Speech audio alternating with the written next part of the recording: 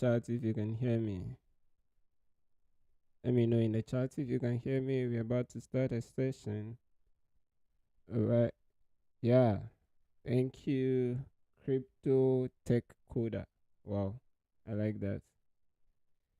Yeah, it's a new day and we are happy to be here. Anyway, welcome everybody, and I'm glad to have you on today's stream. Just as we've been having in the couple of days, the past couple of days, we are going to do same today. We have series of sessions. That's 1 hour focus session, 15 minutes discussion. Then we go back to 1 hour focus, 15 minutes discussion, like that until we close in the next 6 hours. So I'm happy to have you here, and I hope that you're ready to learn or work around this time. And in the course of your learning, if you have any questions, you just put it in the chat and I would respond to them during the next break. Ideally, I would have loved to take some questions right now before we start, but then I have to jump into a meeting, a quick meeting right now. So what I would say is you're all welcome. Just get settled and start working. And let's meet up after 60 minutes where we would have our discussion. There's an interesting discussion that started yesterday that I'd want to continue it today as well. But any other questions that you have, especially if you are learning something and you come across a concept that you're struggling to understand or anything that you need help with or guidance on, I'm happy to lead that discussion, share my screen, and do a walkthrough if possible.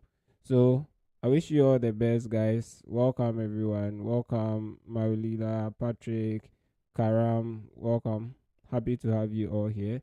And I wish you all the best. Let me just quickly run into that meeting and we'll get back to you. So I'm starting the timer and putting on the background music so that you will be able to focus and do your studies. But in the course of your studies, as I've mentioned, if you get any questions, anything bothering you, just put it in the chat and we'll discuss it as soon as it's time for break. All the best and catch you guys during the break time.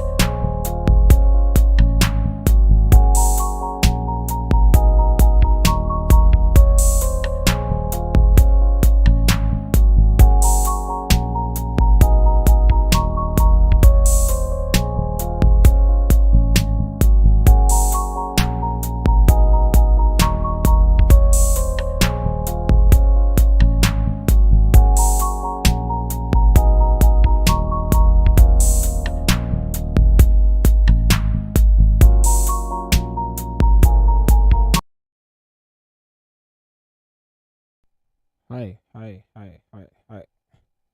It's a break. First break of the day. Oh, I'm muted? Oh, I forgot. I hope you can hear me. I've forgotten that the Zoom call was still on. Can you hear me? Ooh, can anyone hear me?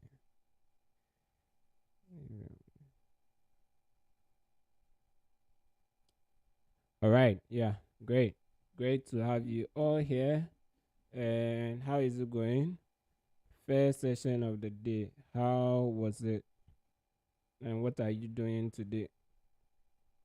So, for me, in the past 60 minutes, I was responding to messages like emails and all of those work related messages. And I had to hop on a call with a colleague to discuss some few things.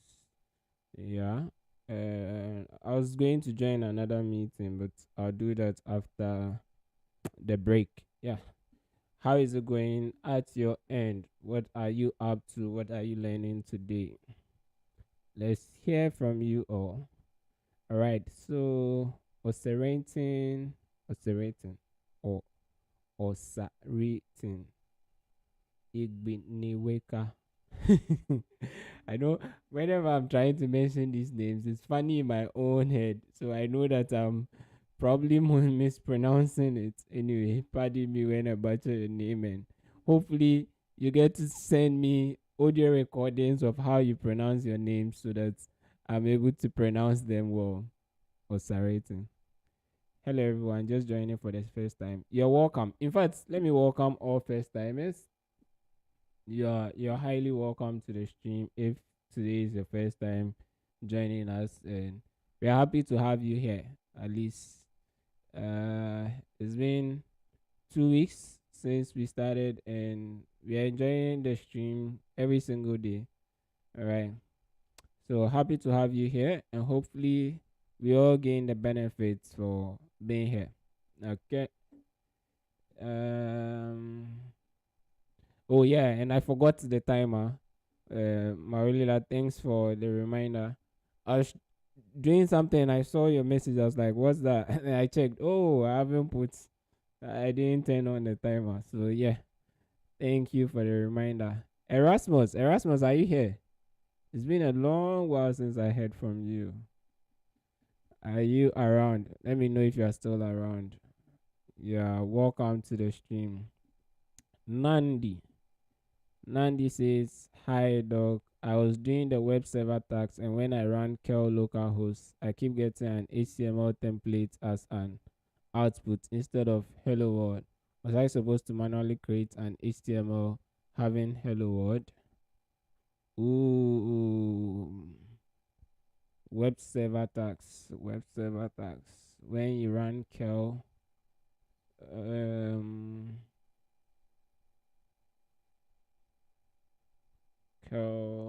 this, you get an HTML template as an output instead of this. Was I supposed to manually create an HTML having just trying to so it's either the flag that you're supposed to use for kill. I mean, I'd probably, like, it's not as if I remember the project, right? I don't remember the project, so I'm just thinking based on the message you have here. So it's either, I mean, you'd always have to look at the exact implementation in the intranet, and supposing that this is ALS, so, and in the intranet, ALS gives you like an example. So if you are going to run curl for you to see some outcome, you would realize that it gives you like the example. So they run the example for you and you see the output. If the example is not making use of, say, a specific HTML file, then it means that you should be able, no, almost all the time what the example is giving you, you should be able to get the same thing. So if you're not getting the same thing, then something is missing. But I'll need a lot more insight. If you want, you can, if you are still around, just share the project ID. I can easily look it up and see what you are talking about. Let me see if I can bring up VS Code. It's been a while. Uh, uh, Coders for life. Eh, ooh.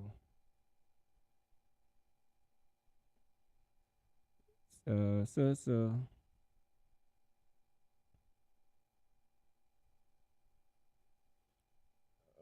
Oh, I still didn't start this timer. Interesting.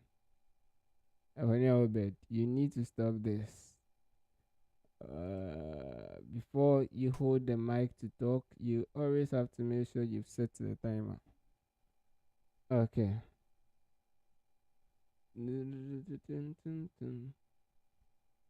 Let's see. Main screen.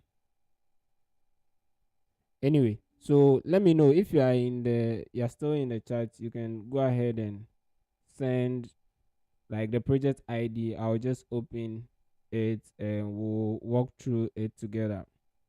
Chioma, I guess this is the Chioma I know from Intro to SC. Intro to SC. Chioma, are you the one? I guess so. Hello, dog.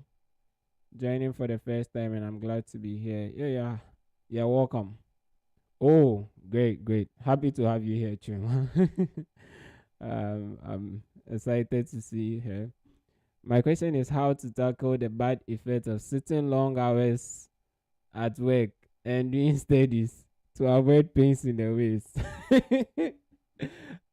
Oh my, I'm probably the wrong person to start asking this question because I've been battling with those lower back pains for a while because all my life I've been sitting.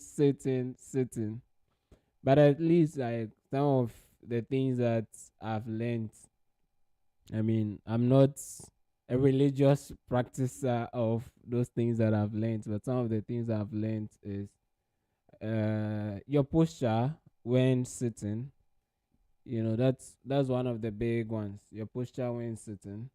So I used to sit in relaxed forms like most of the time. You see me, and in other positions where like I don't have enough support for my lower back.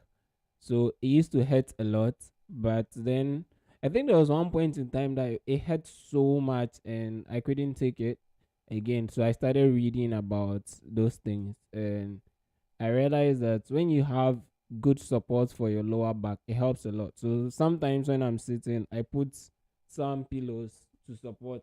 I was even recently I was checking online for an ergonomic chair, like a chair that has that kind of support for the lower back and also the neck, so that I can easily, I mean, survive for sitting long hours. So I think that's one of the big things when it comes to sitting for long hours. Your posture, like instead of sitting lazily like I'm doing right now, and even where you place your legs and all of those things, I think they contribute because from that time when I felt that severe pain and I started reading about it, I read about my sleeping posture and my sitting posture, and I began to adjust them consciously. So I felt relief after some time.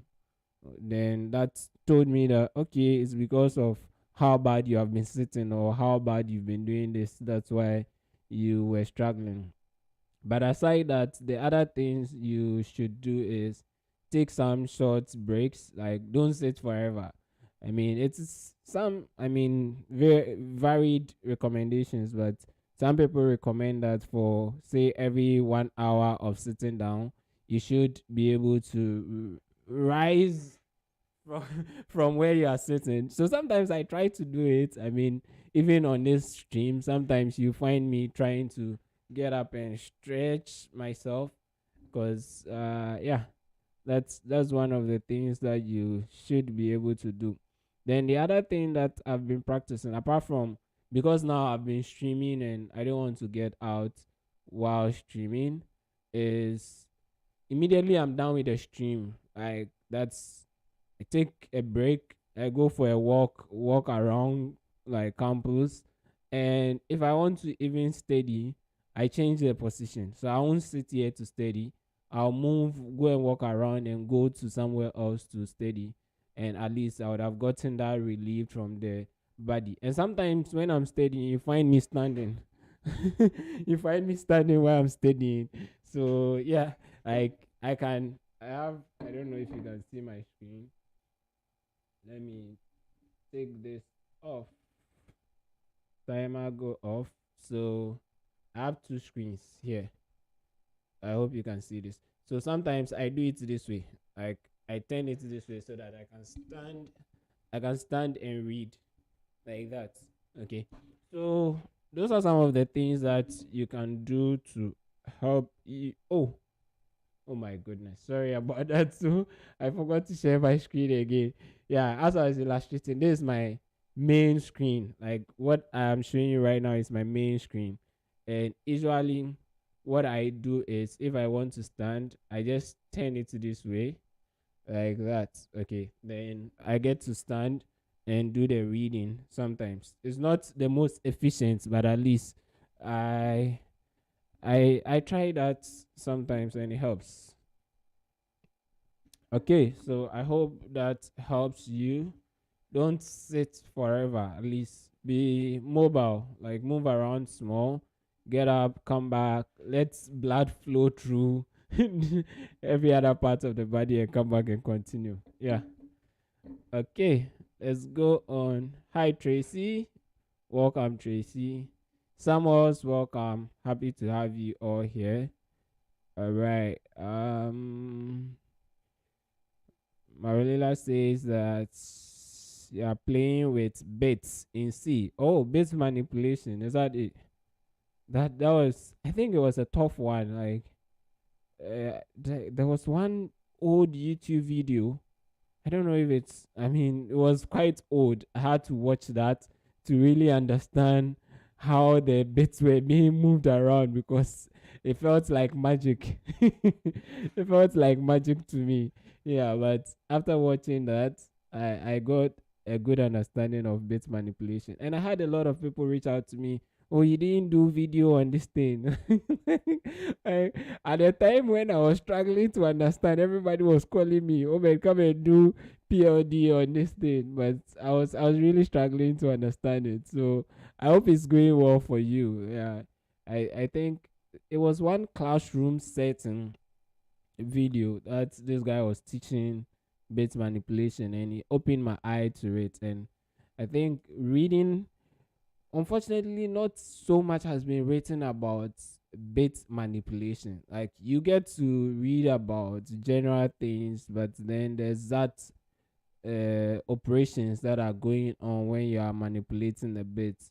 I didn't see much content about it then. Yeah, I mean, sometimes it's just because practically we are no longer using those things. These are things that happen behind the scene. Like, but if it is good enough, it is good enough for you to learn them, right? It's good for you to learn them so that you know exactly what is happening behind it. So when you are troubleshooting things, you are aware that, oh, okay, this is a problem with this, or this is likely to be the problem because I've seen this. Like you fully understand what's happening. So that's the essence of learning bit manipulation. But then almost every new developer now or people who are learning these things now are just focused on, hey, I want to do this, how can I do this? Like if I know how to do this, that's all. I don't care about any other thing. Yeah, but eh, learning those things gives you like background knowledge and insight into things, and it makes it easy for you to troubleshoot. So it's good ALS taught us that, even though I think it was just one project, but it's really good. We got to know that, oh, behind the hood, even when you are doing a simple addition, like this is what is happening. There are some bits being moved around. In what direction are they going? How is this affected? Like all of those things. So I hope it's going well. Yeah, I'll be glad to learn bit manipulation again. I mean, it wasn't fun initially, but I think it's essential. So I'll be happy to take a look at it. Tracy said, I just joined, but planning to read on. Oh, you're also doing bit manipulation. Okay. At least I've said something about it. So I hope you take it serious. I mean, sometimes when we are doing certain things and we don't know the reason why we are doing it, we are not motivated to do it, right? Like you feel that why at all am I supposed to be learning this? But at least now that I've pointed something out for you, I hope you are motivated to go dive into it and figure it out, irrespective of how difficult it is. Yeah. Oh, it says we can we can stick to the first name. You got that right. Oh, so I got the writing. Okay. All right then. Oh, yeah. I hope that is it. Yeah, I know, right? I'm here just butchering everybody's name. Sorry. So what I'm going to do is I'm going to create a form and publish it out there for you all to submit the audio recording of your name so that I I can listen to them in my dreams. I'll be soaking the names like how it is pronounced so that when I come live, I'm able to pronounce it. Sorry anyway, like I'm really sorry for. I think the problem is, I don't know. There are some people who are really good at pronunciations and all, but if the name is like something close to something I already know, it's easy for me to pronounce. But if it is not, I mean, I try my best. As for remembering, I can always remember. Like I'm good at remembering your names, but then trying to recall them, like I can literally remember a lot of things. I remember what you did, what you said, like all of those things. I'm really good at it. But pardon me for butchering your names. Yeah. Says I keep quiet when you forget to start the break timer so we can. Interested. So now I'm going to do what James Clear calls habit stacking. I'm going to do habit stacking. Obed, anytime that you are going to hold the microphone to talk, make sure you have turned on the timer for the break so that I will always remember to turn on the timer. So the first thing is the cue that I'm taking. Yeah, so I mean, just to give context to those who do not know, I'm reading Atomic Habits, and one of the common things that he talks about is habit stacking. In order to force you to do certain things, you can always attach the cue to doing it, or I mean, yeah, like the cue is very important, but attach that habit to an existing habit that you have. I know that during break I have to hold the mic and talk. So now I'm saying that, okay, before I talk on the mic, I have to remember to turn this thing on. So let's see how it goes. I hope I remember to do it. But anyway, yeah, it's just for us to have some good time to have our discussion. So I mean, we could always manipulate the time, right? It's totally up to us. Anyway, Shoma, happy to have you here. Nandi says, hi everyone, thank you for your time and help. The project is see this tax one. Okay. Let me see. I wish I had the tax ID because that would have made it easier for me. Tax ID. Like if you are sitting by, okay, so let me just say that if you are sitting by your computer, just grab the URL. Okay, there is a number at the end of the URL for that particular project, so grab that URL or the number, the project's number. So you see intranet dot, let me see what it will be. It's intranet.alsswe.com/project/ then a number.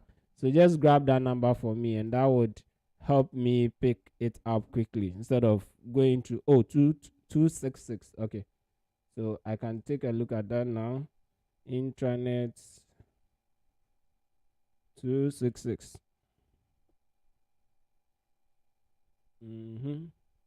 Oh, this thing doesn't want to.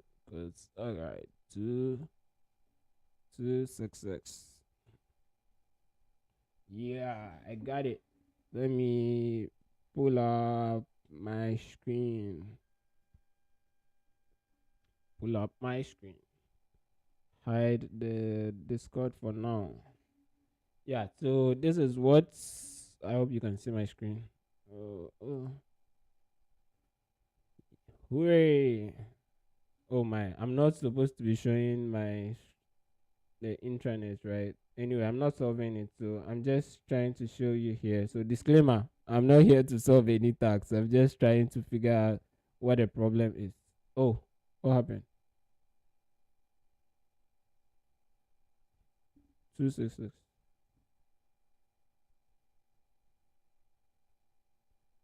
You said tax. Was it tax 0 or tax 1? Which one did you say? Sorry. Tax 1. Okay. Engine X. Oh.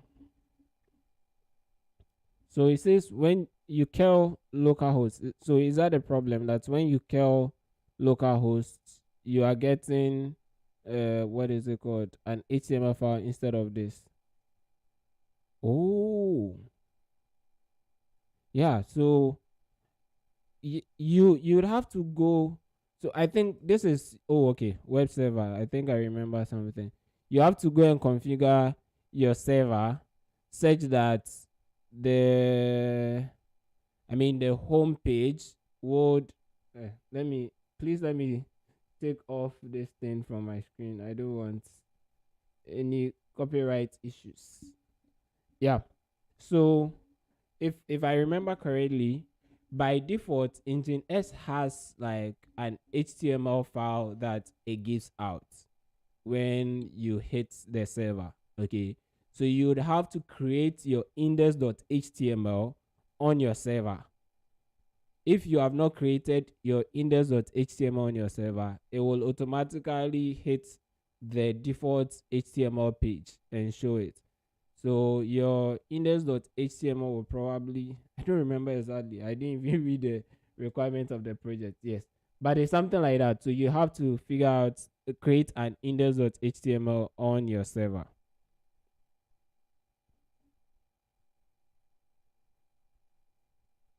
Yeah. So please look into that. If you are getting that HTML that they created, is because you don't have your index. I don't know, is it index.h? Yeah, should be, or index.js something. So just look into that, right? If you are really struggling with it and you think you've spent a lot of time on it, then we can look at it together. But hey, it's always good for you to figure out some of these things by yourself. So I know very well that it has to do with a file on your server. You have to create the HTML, I think, yeah, index.html file on your server, and that should work. Oh, okay. Yeah. So please take a look at it and let's see whether you're able to solve it or not. All right. My sister switches from her chair to a yoga ball. She said it helps. Yeah, I think I'll agree with that. When when I go to the gym, I see people use those balls. I've not tried it before anyway, but yeah, sometimes it's a matter of being able to also stretch your lower back. So I feel that those balls enable people to stretch them as well. So yeah, think that helps.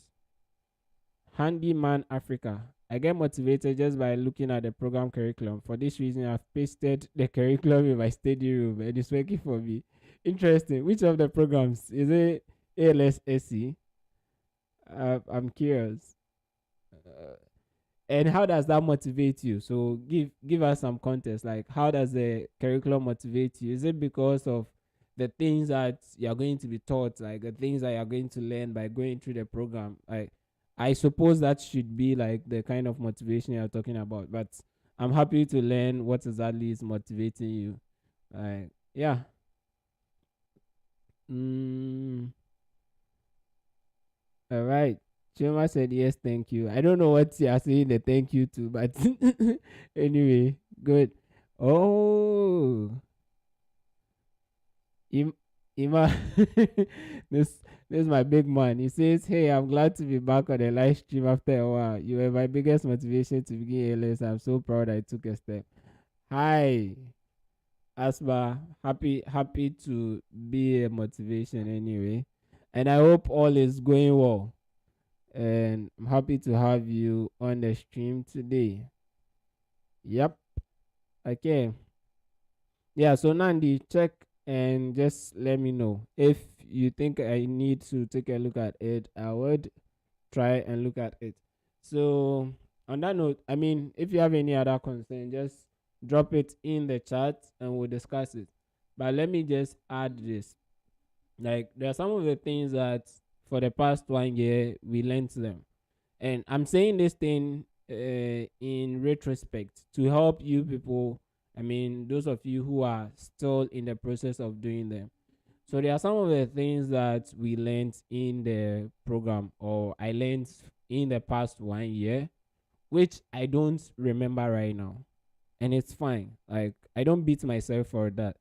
But the difference is that when I was learning them in that 1 year period, I made my best to understand them.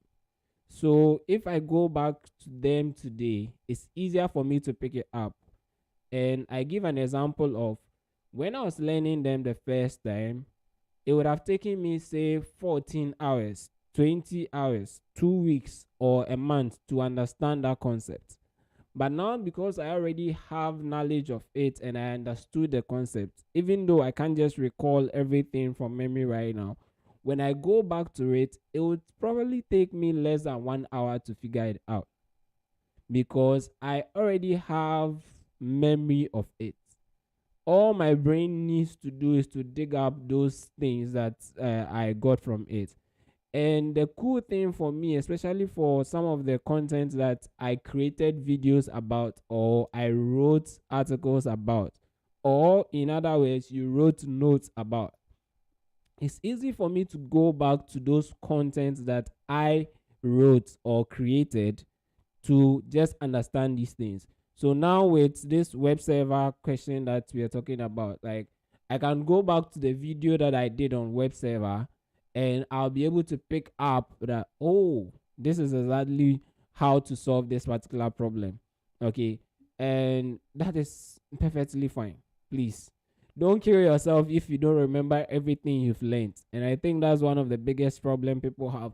Oh, we learned C programming and now I don't remember a thing about C programming. I'm so worse. Like, I'm, oh God.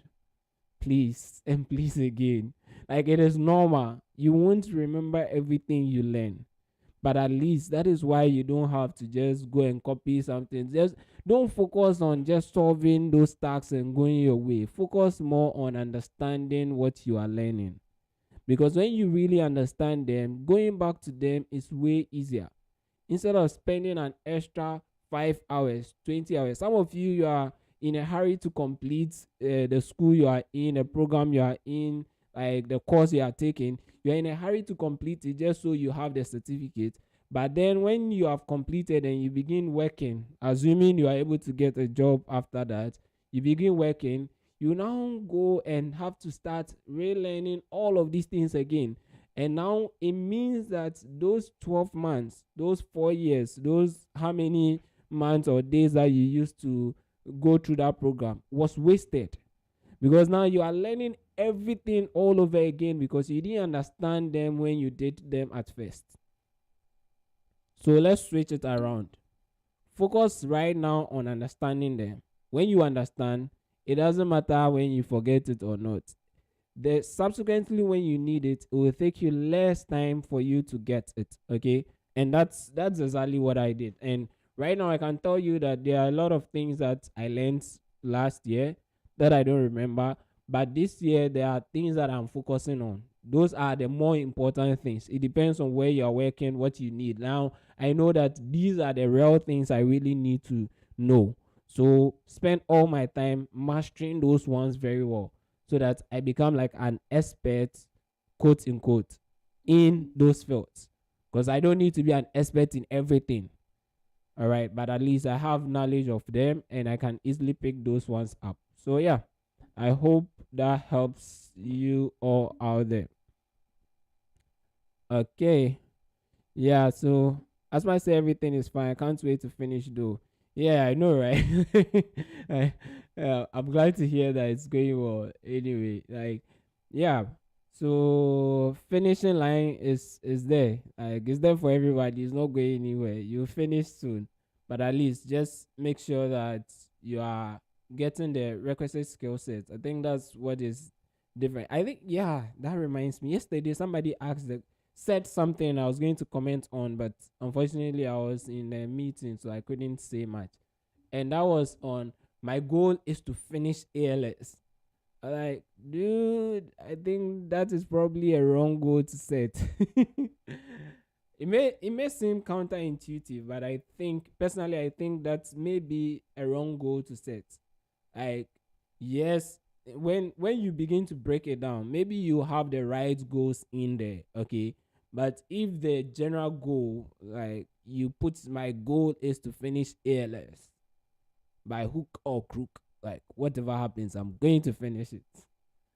It makes me laugh. Like, so I remember telling some of my folks that, I mean, it's not just ALS. So I don't want to make it as if when I come here I'm talking about just ALS, right?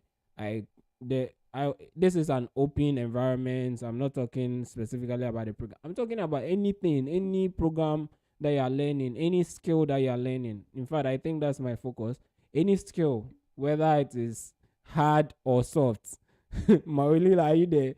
Whether it is hard or soft, whether the skill is hard or soft, that's what I'm talking about. When you are learning any skill at all, irrespective of the institution where you are learning it from, your goal shouldn't be completing the institution.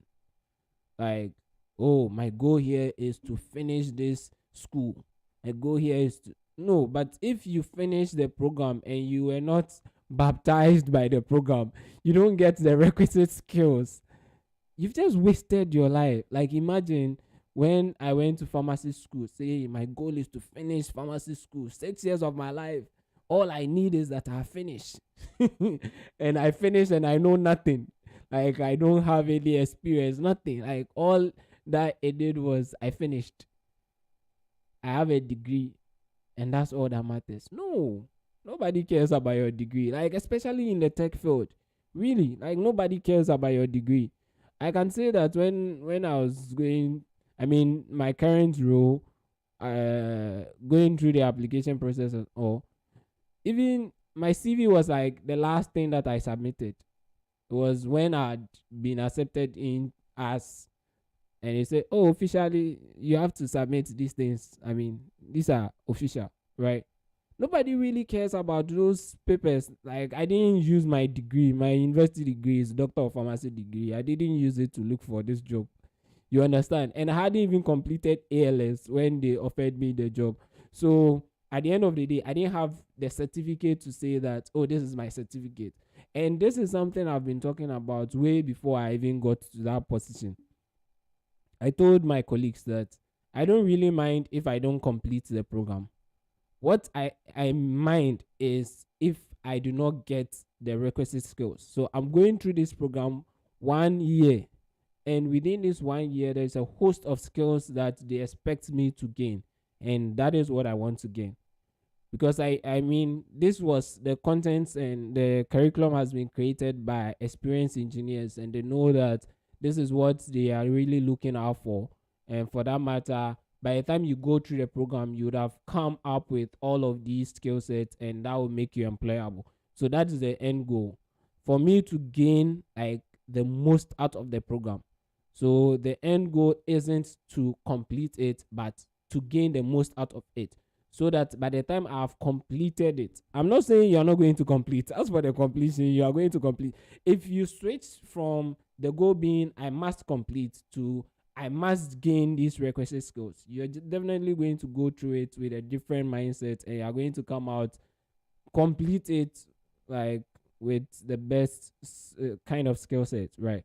So I think that is a switch that every one of us should have, irrespective of where you are. Like right now, I'm doing my master's degree here, and instead of thinking about, oh, my goal is I need to finish this master, so I'm going to finish it. No, I mean, there are a lot of other things even outside the program that I feel this is an opportunity for me to maximize all those skill sets and all those potential. So my goal is to make like the best out of this opportunity I have.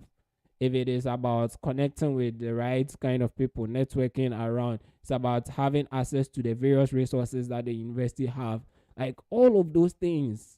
I mean, I'm tapping into all of them. Like right now, I'm using free internet access. I'm using free internet access to stream here. Like I'm tapping into it. Okay. So that's exactly the point that I'm trying to make, and I hope it makes sense. Yeah. Uh Godman. Hi Godman. Olusegun. Eh, That's so anyway, let me keep quiet before they come and be on my neck. Say true.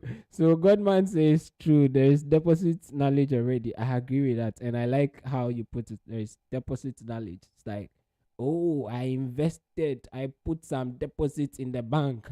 So now when I go there, the account is not empty. Like there is something in that account that I can go and pick. I like how you capture a deposit knowledge.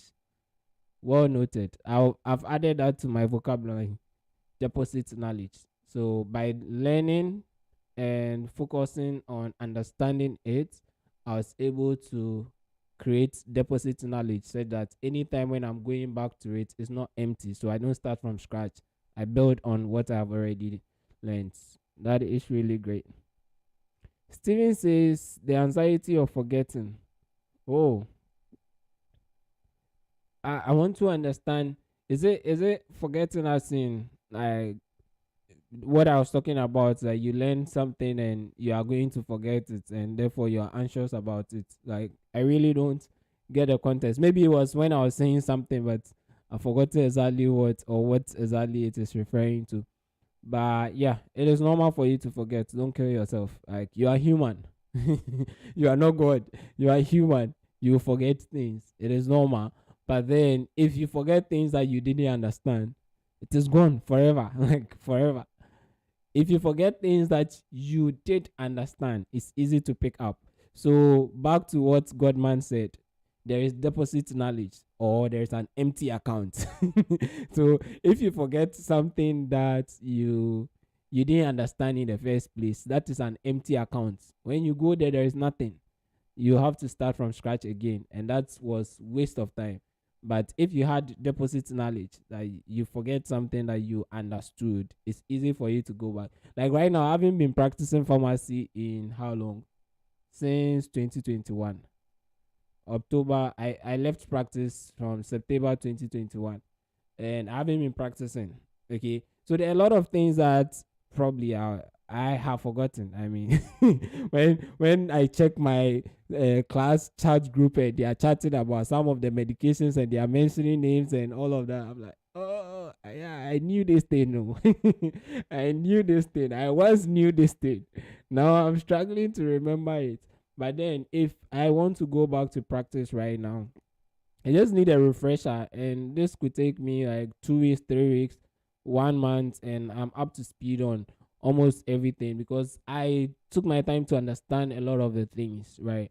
And some of you are just meeting me for the first time, or you are seeing my content online for the first time. But I've been teaching like all throughout my 6 years in undergrad, except that those times I didn't have any idea of using like live streaming or recording myself. In fact, I was very camera shy. Tracy, are you here? Tracy, are you here? So listening to the testimony. This testimony is for you. So I was very camera shy those times, and even to take a picture, you hardly find a picture of me when I was in school, unless if it was like a group picture that they forced me in, you know. And I had to overcome that with time, and that's how I managed to be here. So I've solved the problem for Tracy. Tracy, go fix that problem. No more social anxiety. Yeah, but that's the point. So I was doing all of these things. I've learned a lot over time, and for that matter, because I mean, if I didn't understand, I couldn't have taught it. So there are a lot of things I really understand. Even till now, I have some of my juniors, some of them who were my mentees, reach out to me, and sometimes we discuss some of these things. And I mean, as soon as we start talking about it, I remember, oh yeah, yeah, yeah, I remember this thing, and I'll explain it in a way that will make them understand it better. So I like that. Deposits. Oh, the timer is hidden. Yeah. Deposit knowledge is helping me and will be helpful to everyone. Timer, where are you? Why didn't it ring when it was time? This timer is playing with us. I think somebody is hacking into the timer. Like when they want me to talk, they just turn off the alarm so that I don't hear it. Anyway, oh, did you guys hear it? Maybe it's probably a setting from me. So what happens is that when I'm in a meeting, I pipe out the audio to just the like YouTube stream, so that people in the other meeting, like the meeting I'm attending, cannot hear what's going on. Yeah. Okay. So yeah, Godman says focus on the learning. That's very true. Asma said that's very true. Understand the concept is the most important thing. Underlined the most important thing. I've underlined that one. Marilila, yes. Those your heart. Yes, that reminds me. I wanted to share something. I'm coming. Say thank you for this mom show. The timer. Tracy says I have to leave for okay, a 1 hour meeting. All right. I mean, we are also going back to study, so we'll see you guys. We'll see you too. I mean, when it's during our next break. But Maulila, before we go, I think I picked up a book today. One of the how do you call those things, newsletters that I've subscribed to, the one of those tech newsletters I've subscribed to. When I read it this morning, there was a book in there, a recommended book. Share my screen again. Let me pick that up. So you may probably want to look for the book. Hey, where's my main screen? Okay, here you are. Yeah, so this is a book I came across called Soft Skills by John Summers.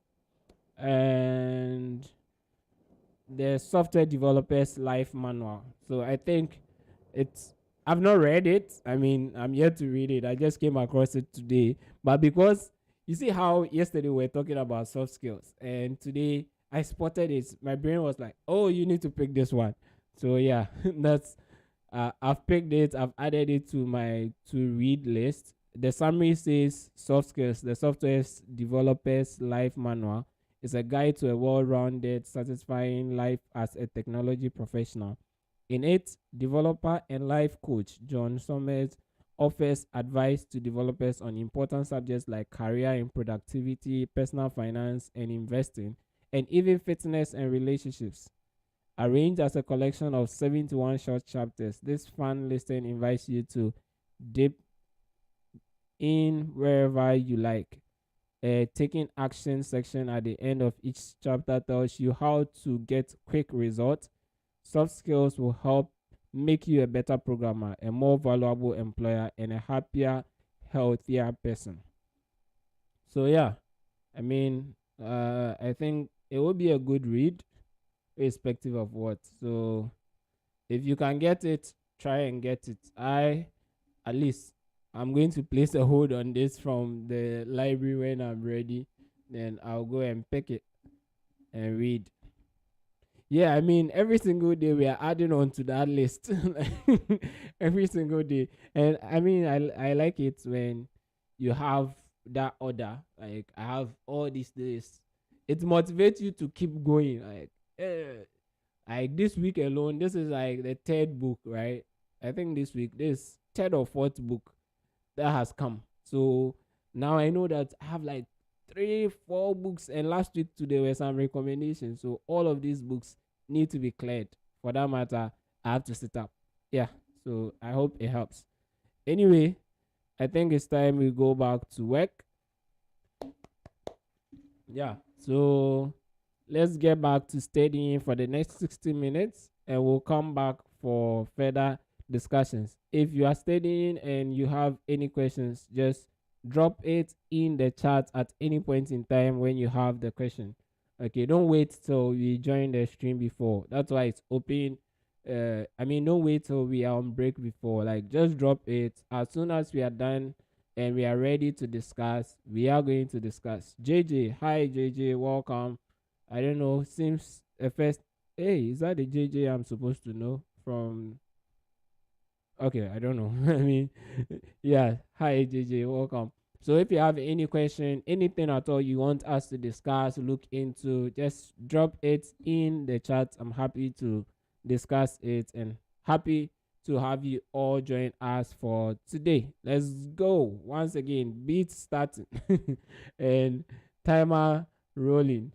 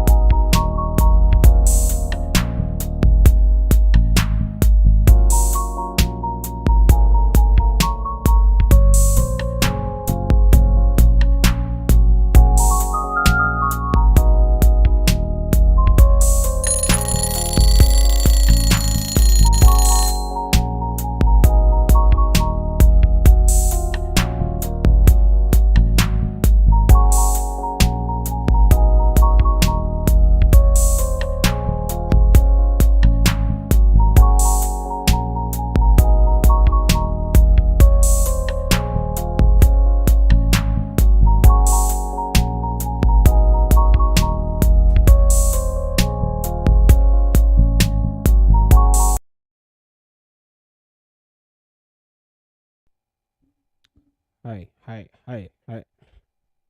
Break time, please. Break time, please. Where are you? Mm.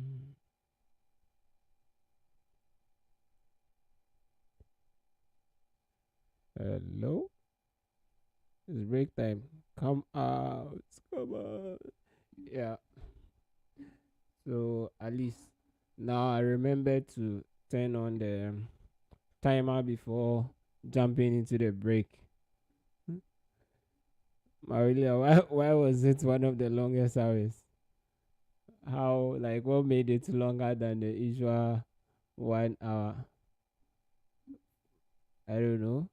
Is it because you're frustrated on something? I think sometimes when like something is frustrating you, it looks as if it's long. I think Einstein, I don't know, it's usually attributed to Einstein explaining something like that, but there is a common thing that they use to explain his relativity law, and the import of that illustration is when you are doing something that you enjoy doing, even the longest of time feels as if it's like it's been just a short while. But when you are doing something that you are struggling with, then the shortest of time even feels as if you've been doing it for so long. Yeah, so I'm guessing that's what is happening. Yeah. So I first had to understand how to convert a binary to a decimal, then do the base manipulation. Yeah, yeah, I know that, right? Converting binary to. So you write. So you're going to write. No, wait. Is it like you have to write a code to do that conversion? Is that the case? Is that what you're referring to? That was making you struggle.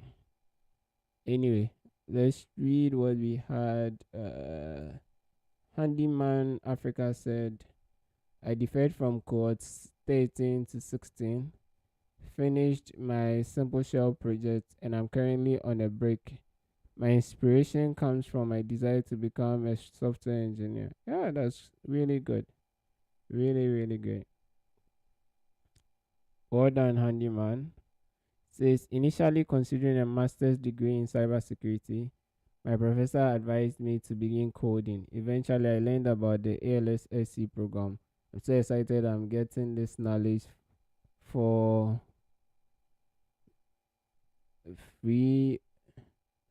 I guess what's FOC? I'm trying to free of charge. Is that it? I guess so. Free of charge. Okay. Yeah, so that's really interesting. I think I share in that sentiment with you, because personally I was also at that point in time where I was considering going to do another degree, probably in software engineering, so that I'll get that tech knowledge that I wanted, right?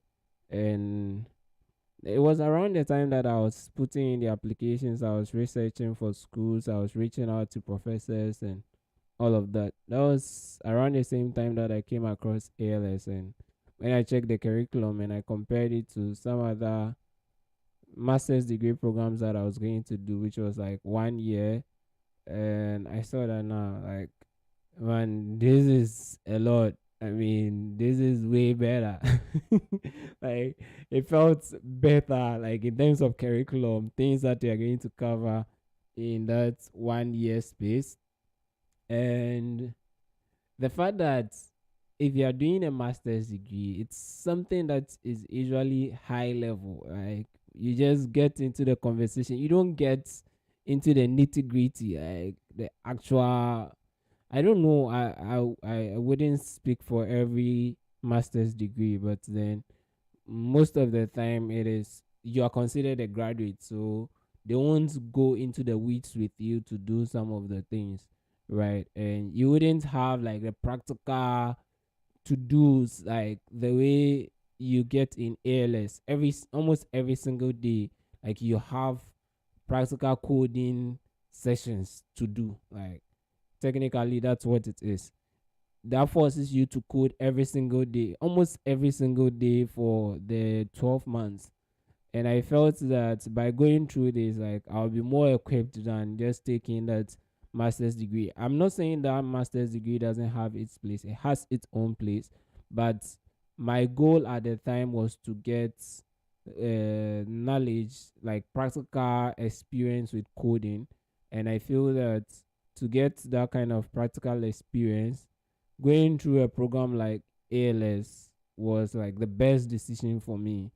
And I think that's the same thing that you are facing, or I mean, the same situation you find yourself in when you go to do some of these programs and you already have some good experience, like practical experience with programming or even the software engineering concepts. It opens out a door to huge possibilities. Like, you begin to think differently when it comes to some of these things. Like, if I think back to when I started learning cloud computing, had I already had the kind of experience that I have now, I mean, the experience I got from taking the ALS program, it would have been way easier. Because when they were explaining a lot of the things about the cloud and how to use it and all, like, a lot of them felt abstract. I was literally struggling to appreciate it. But after going through ALS, or in the course of going through the ALS program, I started appreciating some of the things that I did when I was taking my AWS Foundations certification, like when I was practicing for it. And it gave me the motivation to set up and go write the solutions architect certification, because now I understood most of the things I was learning. And going back to AWS, a lot of the things now made sense, like especially for things like Linux, because now I had been playing with Linux for some time. I was almost always writing in Ubuntu server, or I mean my virtual machine. So I was almost always writing some Linux commands here and there, bash scripts here and there. So when you start talking about those ones in AWS, I mean, they made a lot of sense. And maybe sometime in the near future, I may even be tempted to go and write their developer certifications. At least when I really start using it, I haven't. It was initially part of my plans, but then I didn't. I took it out because of several other things I was doing. So yeah, but I think having the basic knowledge that ALS offers helps a lot. Okay, I first had to understand how to convert it. So no, I was trying to. Oh, okay, okay. You're trying to convert binary to decimal manually. But was that really a big deal? Is it the calculation or the formula that you wanted to get? Because if I can remember, is it not you just multiply the number by, like, each digit of the number times 10 raised the power a certain, depending on the place for it, like the position of that particular digit. So say if you are trying to convert 1 1 1, that would be 1 times 10 raised the power 2 plus 1 times 10 raised the power 1 plus 10 raised the power 0. Is that not it? Or am I wrong? Yeah, I think I remember something like that. That's how you convert it. You know how calculators have come into this world now, and we don't need to. I mean, this thing, if you want, you can just put it in Google, and Google will give you the answer. Now we have generative AI. If you don't want to do any work, put it in ChatGPT, it will give you the answer. But it's always good when you know how to do them by yourself, and you can appreciate what is happening behind the scene. And you should know that for you to be able to build a tool like what we are using to solve this, like the calculator or any other tool, you would need to appreciate how these things work.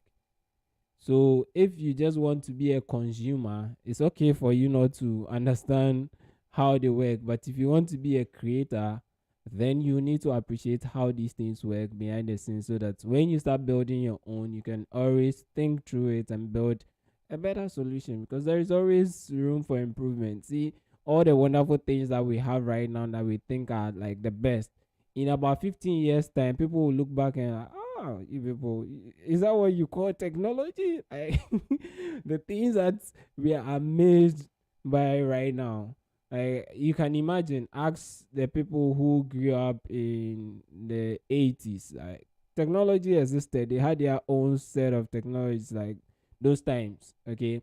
But if you show them what we have now, I mean, no, if you show anybody living right now, like anybody, what they will call the Gen Z people, if you show them things that those in the 80s used to consume as technology, like at least if for nothing at all, let's just use TV sets, like TV or phones or servers. Yeah, we are tech guys, so I can use servers. Like if they showed you a server, a single server, take you to a server room or even a computer. Oh god, like I remember when we were in the junior high school and they were teaching us ICT. And when you are learning about the mainframe computer, the whatever computer, I don't even remember them. Yeah, they show you pictures of big computers, like you can take the whole building, you know. And now you literally have a computer in your hand, like as small as this thing is a whole computer in itself, and I can use it for to do it, just anything I want to do, you know. So I believe that in the next 15 years, 15 to 20 years, when people look back at the kind of technology we have right now, they will laugh at us like, oh, you guys had this thing and you were happy. Like we were happy about this thing. Yeah, thank you. Floppy disks, I remember, right? Like floppy disks had just 2 megabyte. Imagine, like right now, if you buy, just buy any gadgets at all for someone and tell them that, oh, it has just 2 megabyte of space. God, like what are they going to do with it? 2 megabyte. Even when you're buying a phone, like right now, 8 gig phone.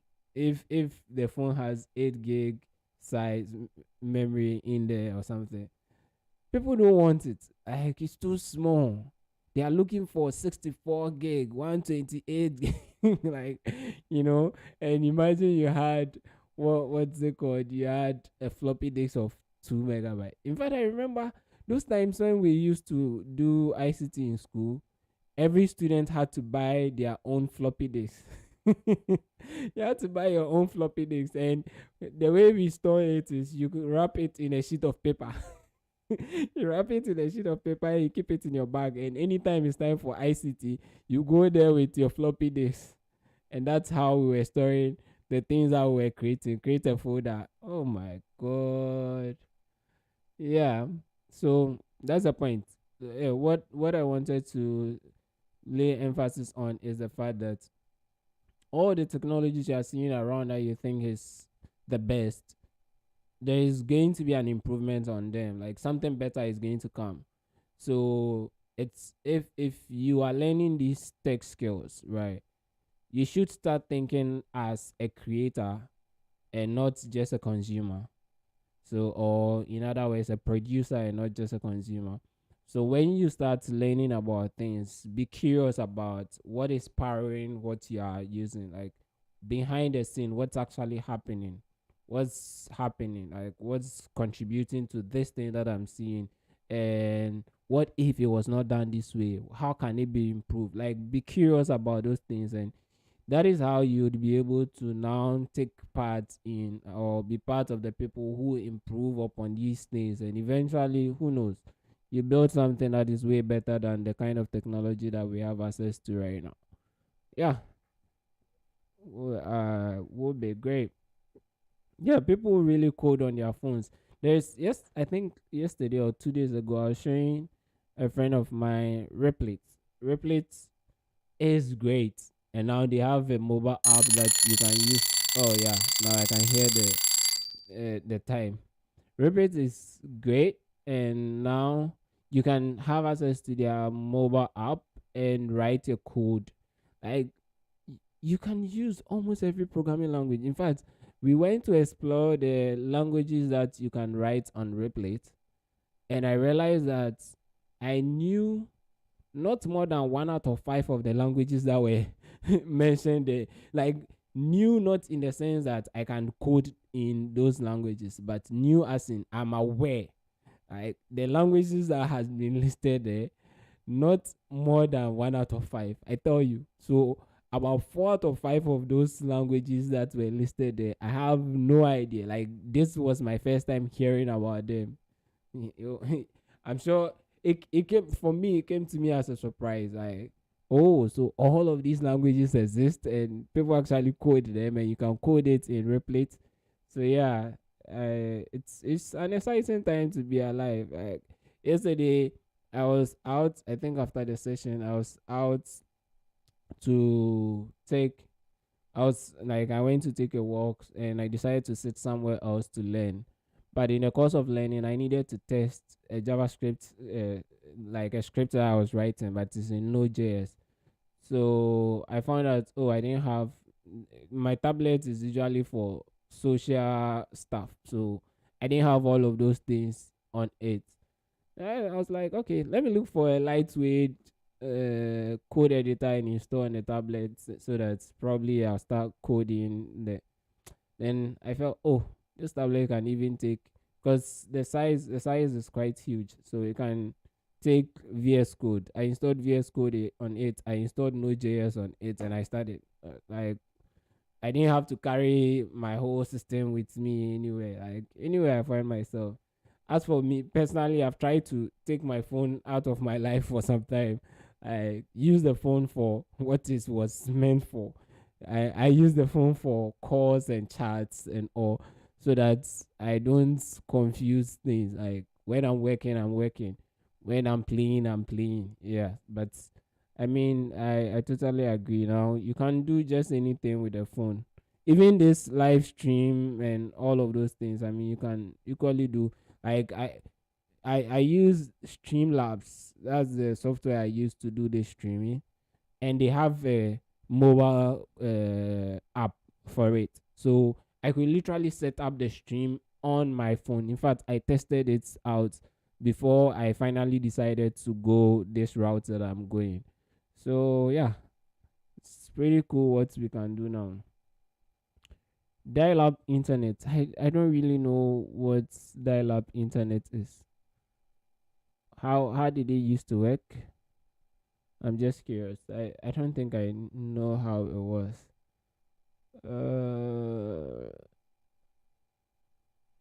Cause when I think I got introduced to the internet somewhere.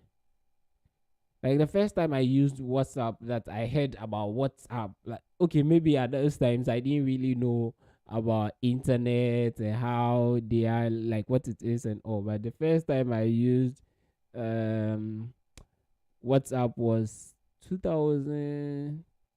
That was after high school, so 2013. Right, yeah. 2013 was the first time I was using WhatsApp.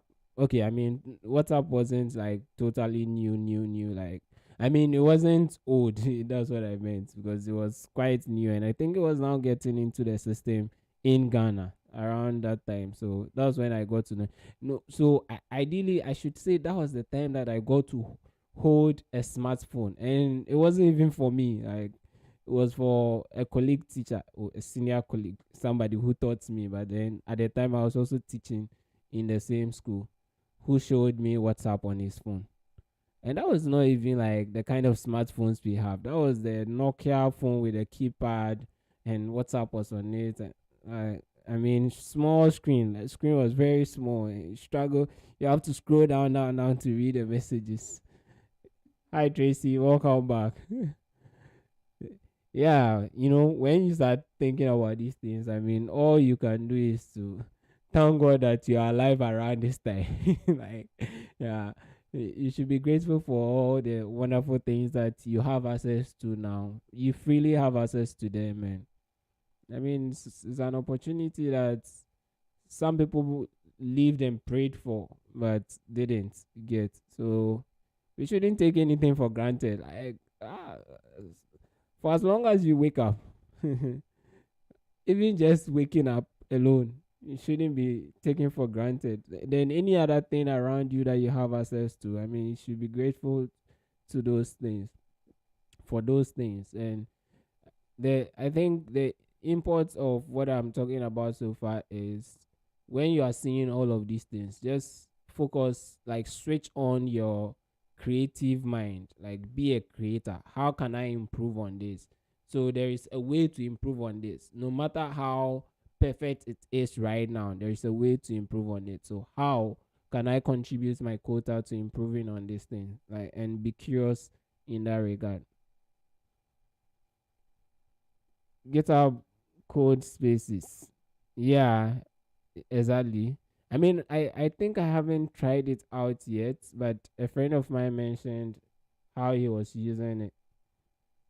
So yeah, those times before you start writing a line of code, the kind of things you need to do, man, it would even keep you away. Like one thing that since I started learning program, okay, I mean, I've done it before, but then I hate doing it up to now. Is setting up MongoDB on my local computer. Oh my god, I when I started the first time I wanted to study MongoDB, I started reading. The thing was so complex, and I would go online. People are some. It's like you have to do some hacks. You have to do some hacks for it to work. I was so disturbed. Then eventually I came to learn about what they call MongoDB Atlas, which is more like database as a service. So they've created a database for you. You just need to sign up, create an account, and say I want a database, do the settings, grab your connection string, and you connect to it. As easy as that. I was like, oh, okay. I stopped learning anything about how to install MongoDB locally. Like right now, I'm going back to it. I need to install local MongoDB locally, so I have to go back and go and learn it again. But hey, like some of these things make life easier and really nice. Ruby on Rails. I think I probably haven't tried it before. Like the first time, okay, I was reading about Ruby on Rails like some years back. Those times I didn't know anything about programming, so I mean I was trying to figure out. I had started learning HTML, CSS, and I wanted to make a functional website, not just like now I know the terminologies to call them. So I would say, oh, I was interested in building like a full stack web app, not just the front end. So I was curious, what else can I do? Like, what else do I need to learn to be able to get like some functional thing working? And that was when I discovered some people talking about Ruby on Rails. And I mean Java, everybody hated Java, so I didn't want to touch Java at all. I'm like, no, no, no, no, this is no. Then I think Perl. So I was just those times I was just reading around them and all of that, but I didn't try anything. I think the farthest I went was just installing Zamp and trying to figure out how to use it. Yeah. Anyway, says, do you think Gen Z is as curious? I mean, there's TikTok now. I mean, whatever it is, I feel that it depends on the mindset that people have. So yes, Gen Z as we talk about, but then even amongst them, we still have a smaller percentage of the people who are like thinking and like who are thoughtful about what they do, what they don't do, who are also going to be the creators of the next set of big things, right? So, and I believe that even in past generations, it's not everybody who was like thinking, what's the next big thing? Let me create it. I'm going to be the next creator. No, like there are people who always okay. Like if you divide the world into two, creators are the smaller proportion. The majority are consumers. All they care about is, yeah, this is a new gadget. Let's use TikTok is here. Hey, let's use TikTok. I mean, but somebody is sitting somewhere by now analyzing. Okay, TikTok is using this algorithm to simulate this or creating a lot of interest, and people are using it. How can I leverage on this knowledge to build something that's way better that will now attract? Oh, like there will always be that couple of people who will be thinkers, generation thinkers. And I think, talking about thinkers, maybe I should end this break with that. It's really really important for like every one of us to dedicate time to think through things. And I think if you really want to be a creator, like when I say creator, I don't necessarily mean content creation alone, because nowadays when they say creator, everybody thinks like you're a content creator, but that's not exactly what I mean. Like in general, being able to create things, and it starts from your thoughts, right? And at least all the big guys that I have taken time to study, majority of them devote time to think like a lot. So at least when I read about Albert Einstein, they said he had something called his thinking chair. I'm curious. I probably haven't searched on that before. So let me put out my screen and let's see if it was true or not. The thinking chair of Albert Einstein. Was it a thing, or did they just tell us to lie to us? Thinking chair, Albert Einstein. So that's one thing I learned about Albert Einstein. So somebody wrote about Albert Einstein's unique approach to thinking. Um,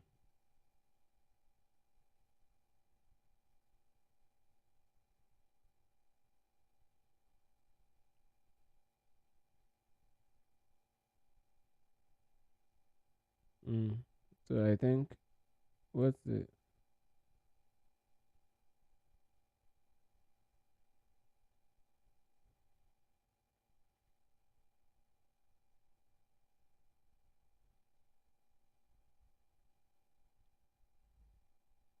mm. So I guess it's not as popular as I was made to think. Because I think this I probably picked it up when I read a book. I don't remember the title, but it's something about makers of civilization, something like that. And one thing I learned is that he had that chair that you always go and sit in when he wanted to think. So I never came upon any of my discoveries through the process of rational thinking. So you had to think irrationally or what?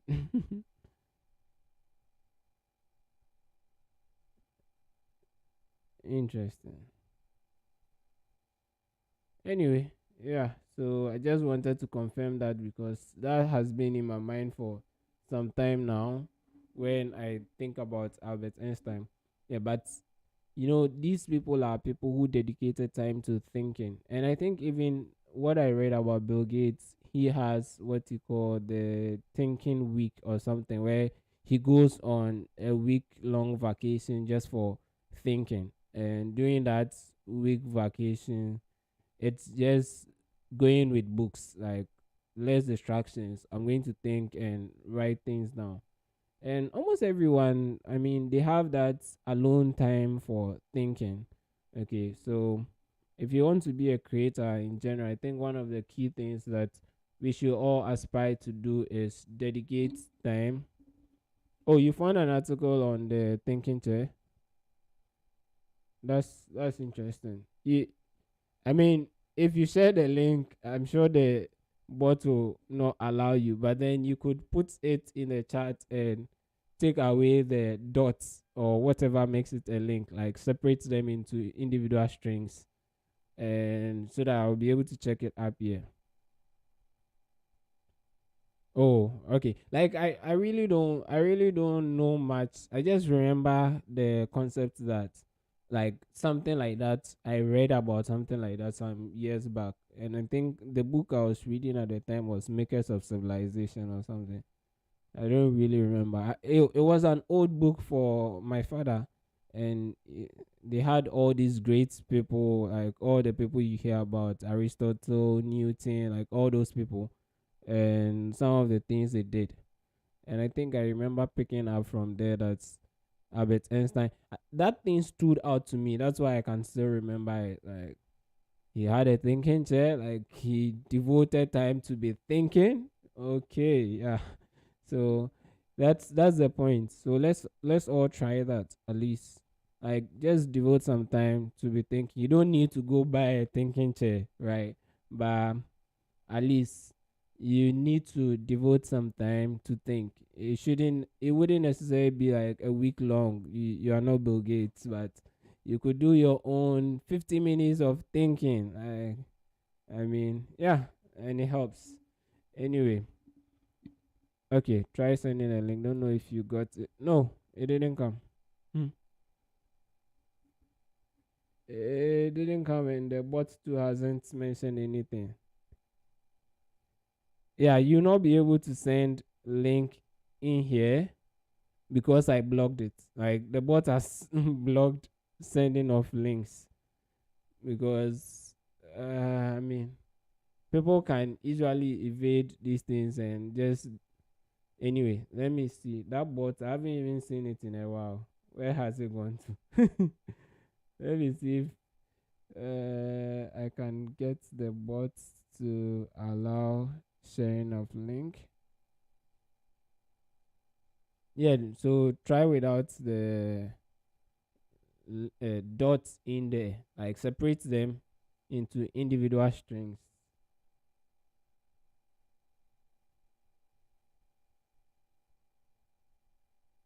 Okay, so I can Google that. Let me see. I'm coming. Let me turn. So allow a viewer to only send links to chat from websites on the whitelist. Oh, okay. Anyway, I've taken the link thing off. So try sending the link and let me just confirm if it works or not. Uh,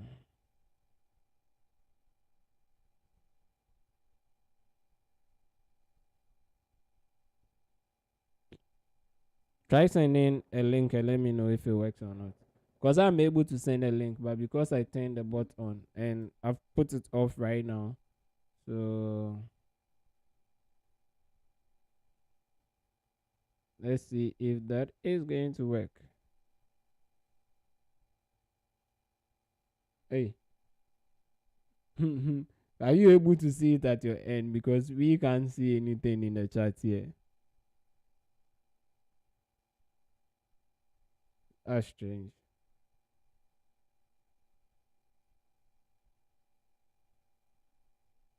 That is strange.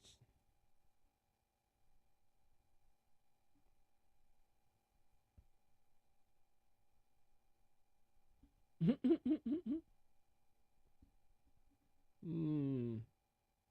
Yeah, we can't see it.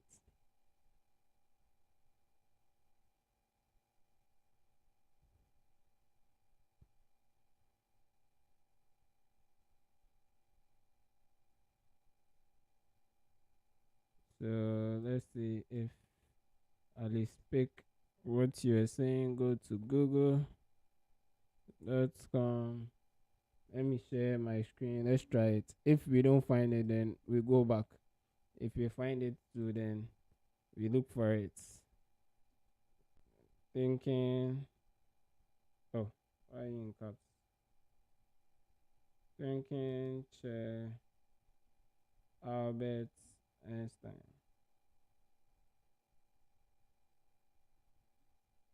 Hmm?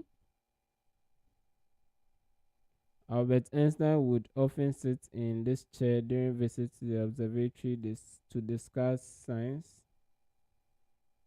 Interesting.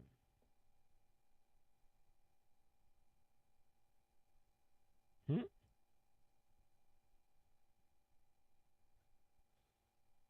Mm. Albert Einstein would often sit in this chair during visits to the observatory to discuss science with William de Sitter. I see.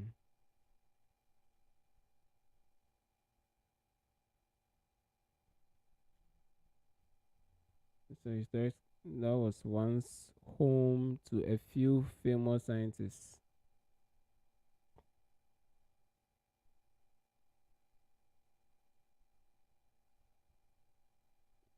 Anyway, that's fine. So they've written Einstein's chair. Not not so much of what I mean not my focus wasn't even on the picture of the chair per se, but the concept that, oh, he had dedicated time, that if I sit in this chair, I know that the only thing I use this chair for is thinking. Like, that's the concept. And I think I like that idea where when I come here, I know exactly what I'm going to do is to think. Okay. So yeah, let's see.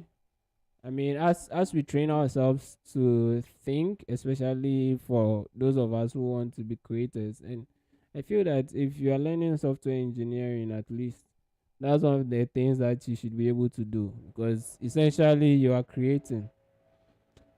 Anyway, let's go back to work. Let's go back and we'll meet in 60 minutes.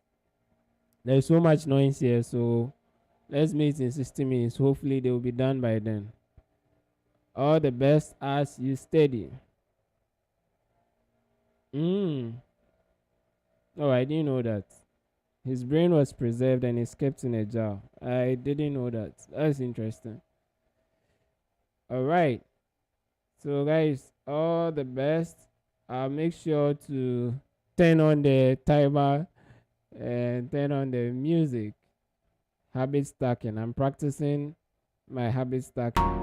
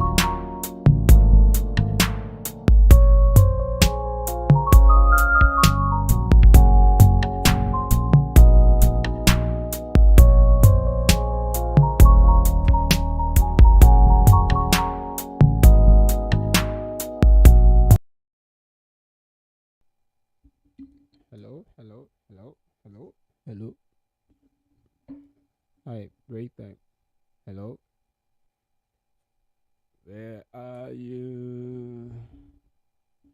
Let me save this thing. Ooh, save.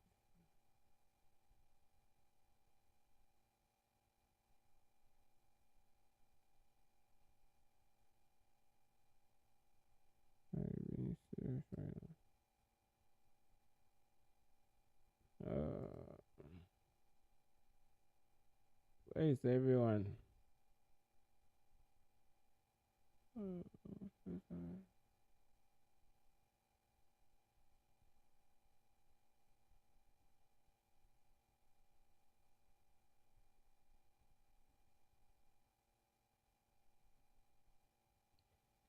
Ooh,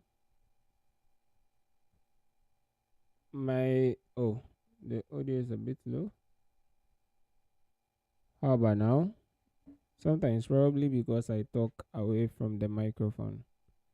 Is it okay now? And at least for the ringing, I heard the alarm.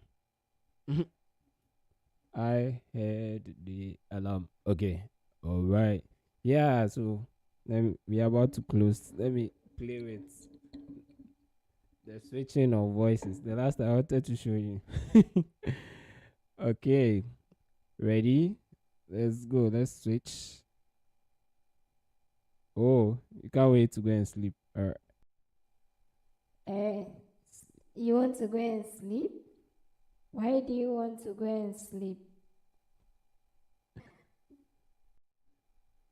Yes, time for a long nap.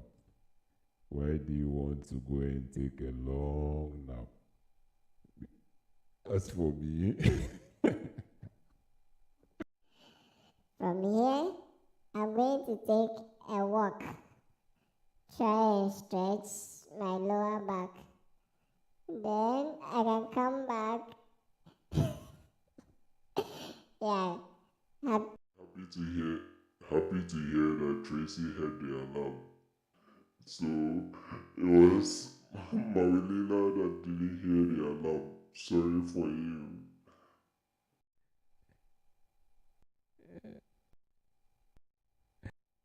Let me get back to my normal voice, I beg. Yeah. Sometimes, you know, if you are bored, then you do some of these things. But yeah, really cool. Uh, when I got it for the first time, I was trying every one of them out.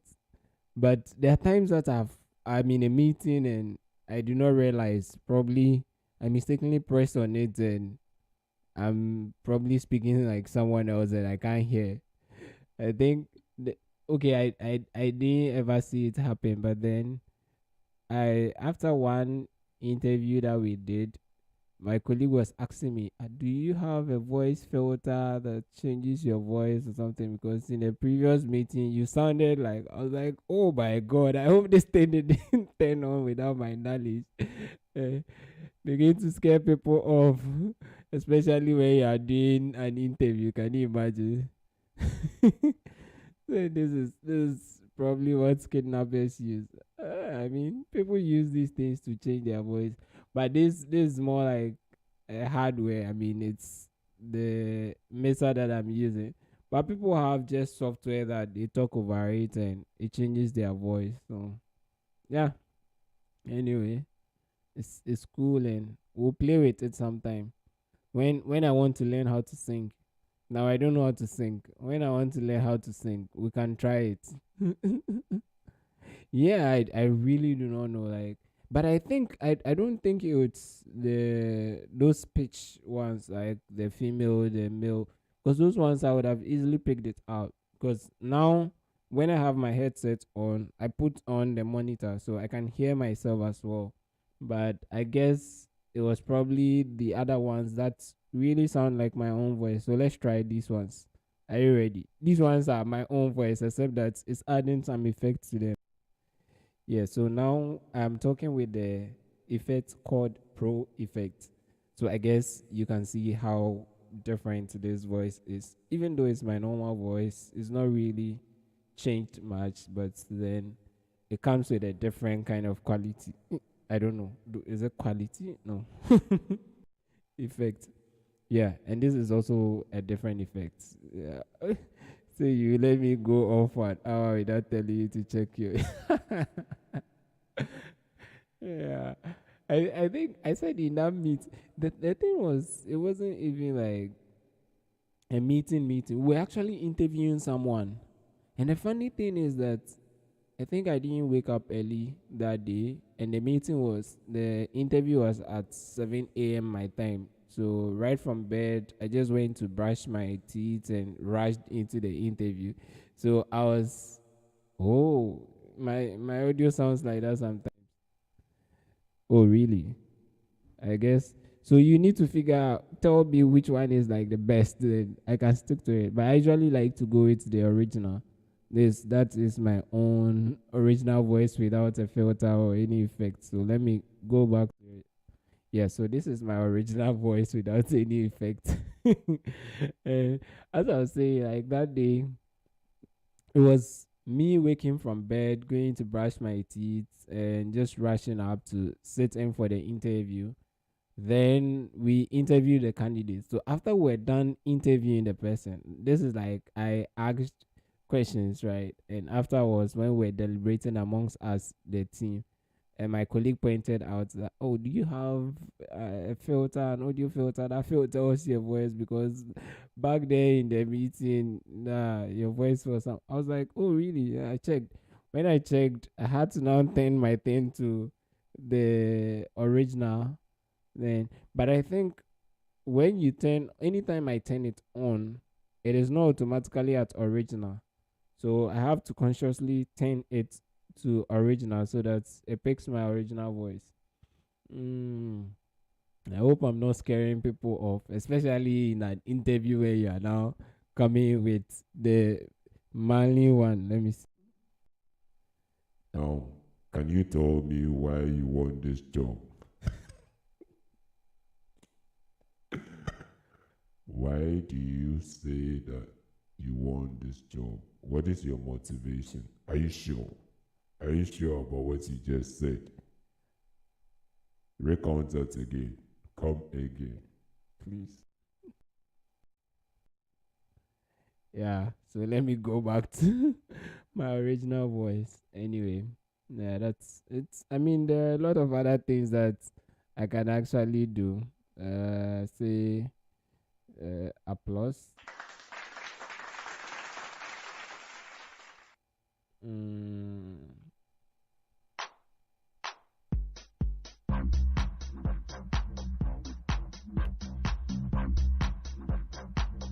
mm. I don't know if it's coming through, but then me, I can hear it too. Let me enjoy it. So I've actually done one technical interview, but it wasn't that hard. I was experienced with technical interviews and preparing for them. The funny thing is, have I done a technical interview before? I mean, okay, so when it was just when I was going for this role, but that one, the assessment was more of a take home assessment. It was sent to me and I worked on it and I submitted it. And when I was my interview with the CTO, he asked me to explain a concept to a beginner who had come to me and said he didn't understand this thing. How will you go about it to make sure the person understands? So that was how it went. So that's my own experience with technical interviews. I mean, but then I don't see it any different from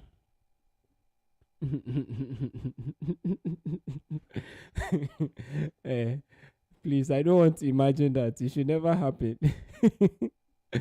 Yeah, so I don't want to like I don't see technical interviews as any different from any other interview that I would attend, right? If it is for me to talk about something, like for instance, the current one that we are doing, we give you the assessment, you do it, then when you come for the interview, you walk us through how you went about it, and we get to ask you questions. I mean, yeah. So in those instances, it's just a matter of knowing exactly what you are talking about and knowing the audience that you speaking to. And since I've been watching these live coding mock interviews on YouTube, yeah, I mean, I've watched some of them before.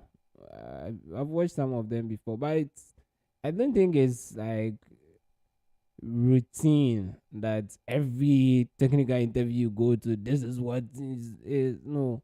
But at the end of the day, it is about knowing the audience that you are speaking to. That's the company that you want to join. What are they focused on? For instance, like us at ALS, it's more educational. So whatever your technical skills is, at the end of the day, it's about your ability to now communicate that knowledge to other people. That's what the focus is on. So whether you are able to build the app or not is not like the most important thing. How you built it and your ability to now convey that knowledge to another person who doesn't know it is of utmost importance when it comes to interviewing with a company like ALS for, I mean, for the technical part. So if it is a product based company that they are just building products, right? They would probably be interested depending on where they want to fix you. Say you are coming in as a back-end engineer, they will be interested more in the logic, your logic, like how logical, or I mean logical thinking, right? Or reasoning, and how you solve problems, like that, like problem solving skills. They'll be interested in those things, and the technical part as well, because say you want to do something, let's say caching, the concept of caching, like the basic things, authentication, like they will ask you those things, right?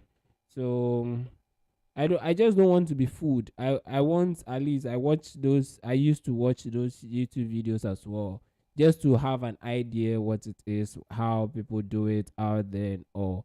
But I don't want to be fooled. And it depends on who is interviewing you. If it is an HR person who is interviewing you, they are probably asking some questions, technical questions, but then it's what they have written on paper for them. But if it's like a CTO who is asking you, or a CEO who is a tech person himself or herself, it becomes a bit different. Like they are interested in the technical parts. Okay, so it depends on the audience and the role that you're applying for.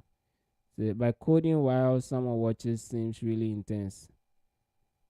Yeah, I don't. Okay, anyway, so this is what I can say to that, and one of the motivation for doing what I do, like right now and all the time openly.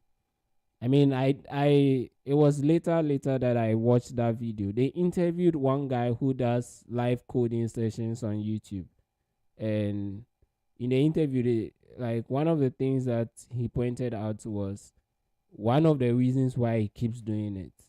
It's easy for others to believe that, like, somebody is going to interview you for a technical role. They want to know your thought process. That's why they are asking you to code while they are looking at you. That's the only thing. It's just for us to understand your thought process. How do you approach things? And are you a good fit for our company? So that's what they are looking for. But then if I've been doing this thing, like I've been live coding for a long while. Imagine that experience. I already have the experience. So the fact that you are sitting on me to code isn't really a problem, because I've been coding in front of, depending on the audience that you have. But even if not you don't have much audience, like even if my audience is just one person that I am showing, at least I've been doing this thing. So it becomes routine for me. Unless if I don't know what I'm talking about. But if I really know what I'm talking about, and have you heard the alarm? So if I really know what I'm talking about and you are on me, I mean I can still deliver. So The good thing is that for him, he mentions that most of the companies he went to join, they didn't do that kind of interview for him because he already has been doing it. What you want to know, like I've recorded several videos, you could go and see. So as an individual, I think I also tried that. Let me just share this. In when I started ALS, I mean, one of my goals was I need to do learning in public. Let the whole world see what I'm learning, what I'm capable of doing, so that at the end of the day, when I come in, I say I can do this. There is tons of evidence that I can do it. Like I'm not just saying it. It's not just on my resume. Like this is evidence.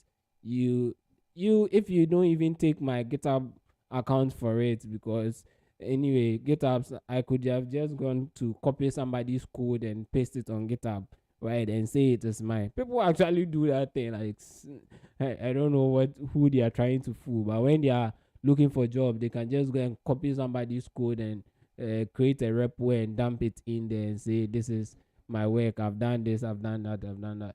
At the end of the day, if they ask you to explain the code, will you be able to explain it? But that's for another day. The point is that aside all of these things, I have like video recordings of myself coding and solving problems, like showing it live and also walking other people through it. So what's the essence of that interview that you're going to do to me? Like, unless if you have a specific one, but then most people would see, oh, this guy has been doing it all this while, we've seen it, so there is no need for us to go that route. Like for instance, when I was talking to, like when I was being interviewed for my current role, almost everyone I met made reference to the videos that I have done, like the live coding sessions, and they were more interested in what's your motivation for doing this, like why have you been doing it, you see. So it is not now, can you do it? That wasn't the question, because we've seen that you can do it. We've seen your thought process behind these things, but how do you do it? Like why do you do it? Like those then changes the discussion. So I think when I started with that notion, I started streaming myself. So I mentioned that I was streaming on Twitch. Like there were times that I streamed, say, the whole project, Print F project, for instance. I remember the first day of the Print F project, I was live on Twitch for more than 5 hours with my partner, and we're actually coding, discussing. So this tax, this is it, this is it. How do we go about it? Then we'll code. How do we do this? Then we'll write the code, test it. And people were also asking questions in the chat. So the interesting thing is that we are not only trying to solve the tax at the same time, learn the concept, but we are also teaching. So solving the tax, learning the concept, and teaching. And it was quite interesting. And I really wanted to, I longed to do more of that, because it put me on the toes and I had to force myself to learn fast. Like, you need to learn and teach, like right now. Literally, that's what we were doing. Learn and teach. Okay, and solve the task like simultaneously. So it was really fun, except that, I mean, with issues of copyright infringement, so we had to pull that down. uh it was a sad story at the end, but then I enjoyed that, and I really look forward to being able to do some of these things. Maybe, I mean, as we figure out how these live streams are going to go, this is some of the things I want us to do. Say we take, like, if you are learning a new thing, we take or a project, we take that and we build it live. Like right now, okay, how do we figure this thing out? And you get to see exactly how I'm approaching this, my thought process about it, and yeah. uh, T T what TS is it? I was thinking TS coding, but TS, so T soding or what? That's that on Twitch for C. Let me check it out. I hope that's the right name. Or did you mean TS coding? Let me go to twitch.tv. So it's something that I really long to do. Uh, oh, it's also on YouTube with the same name. Share my main screen.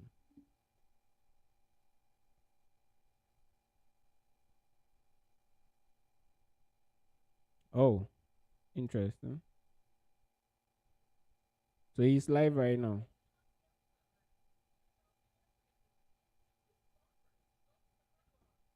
I like his channel's name. Windows Development on Linux today. Oh, Windows Development on Linux. That's interesting. Windows Development. Oh, okay. Yeah.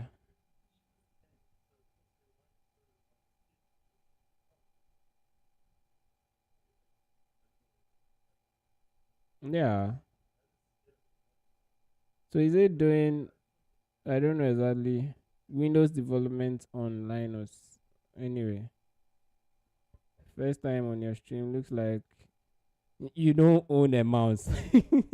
So it looks like you don't own a mouse. Interesting.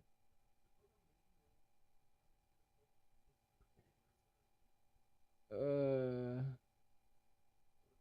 okay. So let me check here. Oh, I hope was it anyway. I don't want to be flagged for anything, copyright or anything. I mean,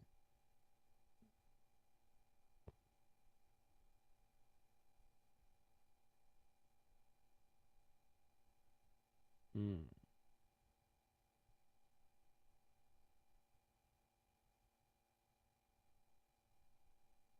So he has not been doing live on YouTube. So just his videos. Okay. I mean, I look forward to doing some of these things, but I have to think it through well so that you add like value to the kind of audience you have. I don't know. I feel that most of my audience currently are people who are learning or people who want to learn. So it wouldn't make sense for me to go do something that they are not willing to learn, you know? Oh, really? See, interesting. So let's see. I mean, we can think through it, and I figure out a way to do this. Maybe I should take like those of you watching, like if there is anything you really want me to do. I mean, not definitely not C programming right now because if I allow it, I'm sure people will now call for C programming. And the funny thing is, people still reach out to ask for videos like, oh, please, can you come and teach me this thing? Meanwhile, you've already created that video where you explained it. I'm like, guy, like I see when the knowledge was fresh then. Remember, like I'm not like an expert in the field. I've not been doing this thing for years. It's just that period of time that I really learned the thing and taught it. So I am more rusty now than I was when I actually learned it. Unless I go back now and I sit and learn again, then I can become better than I was. So if you reach out to me right now and say I should come and teach you C, like anything about C, right? I probably would have been able to teach it better. Like comparing it to how I taught it then, it would be better than in my raw state right now if you ask me to teach you. Unless I go and take some time and learn the thing again and now come and teach you. That I can add more value than I even did. But now I'm not ready to go and learn that thing again.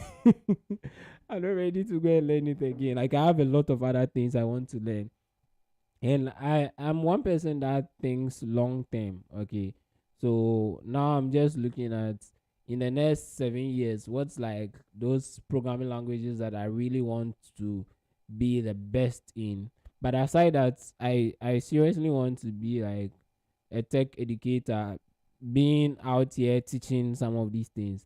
So I still want to be able to know most of the things and be able to teach like a lot of them, right?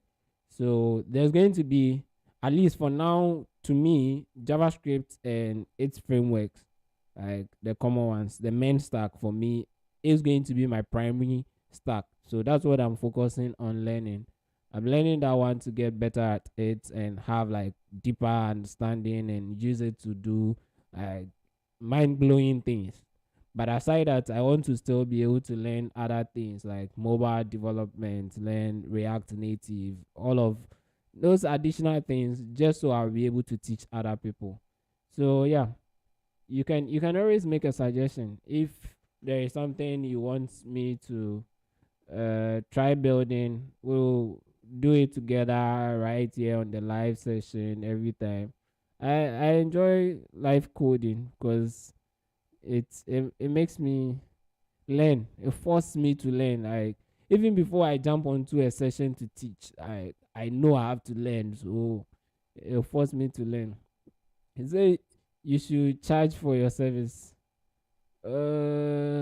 Interesting. Charge for my services.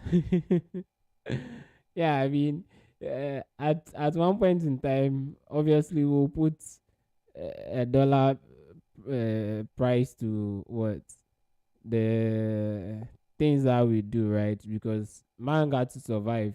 See, all these gadgets that I've purchased to make this thing, this life come to pass. I mean, people will not appreciate all of these things when you begin to tell them, like, if I begin to count the amount of money that I've spent on these things, right? And these are the monies that I could have used to do other things, like how. But it depends on individuals. Like me, I take joy in having these things because they make my life comfortable, and also I don't mind spending my money in them. But then I also see them as investments for the future, right? So making all of these investments now, sitting down and learning, spending my precious resource, which is time and even energy, to go through all of these things just so I'll be able to teach it. So eventually, yeah, there should be like a reward for all the hard work. But then for now, I'm happy to share everything I know for free. I really don't mind. I mean, today I think in the morning I tweeted about the reason why I do some of the things I do. Like it's just me paying it forward because for me, everywhere I've gone, by God's grace, I've had people who have literally stepped out, gone out of their way to support me in one way or the other. So I'm happy to be like that supporting hand or provide that support for others in every way that I possibly can. Yeah. Osarating says currently going through your video on YouTube. Oh, interesting. On recursion now. Wow. You're learning recursion. That thing can be a bit confusing. Yeah, but that's good. I'm happy to hear that. At least like even today I was trying to respond to some of the comments, and when I see those comments, like it gives me more energy. I need to create more. I need to create more because people are getting value from the content, and that should be a more reason why I should continue creating. But then let's see, within these short times that we spend here, maybe we figure out something that we can do together that I can come live and showcase and all of that. So it's actually confusing. Simple but complicated if not understood properly. Yeah, I mean, and the thing is, if you don't force yourself to understand recursion right now, it'll haunt you forever. Like everywhere you meet recursion, you're like, no, not you again. Not you again. I don't want to see you, please. Like, because it can play with your mind. Recursion can really play with your mind. Like, can play some tricks with you.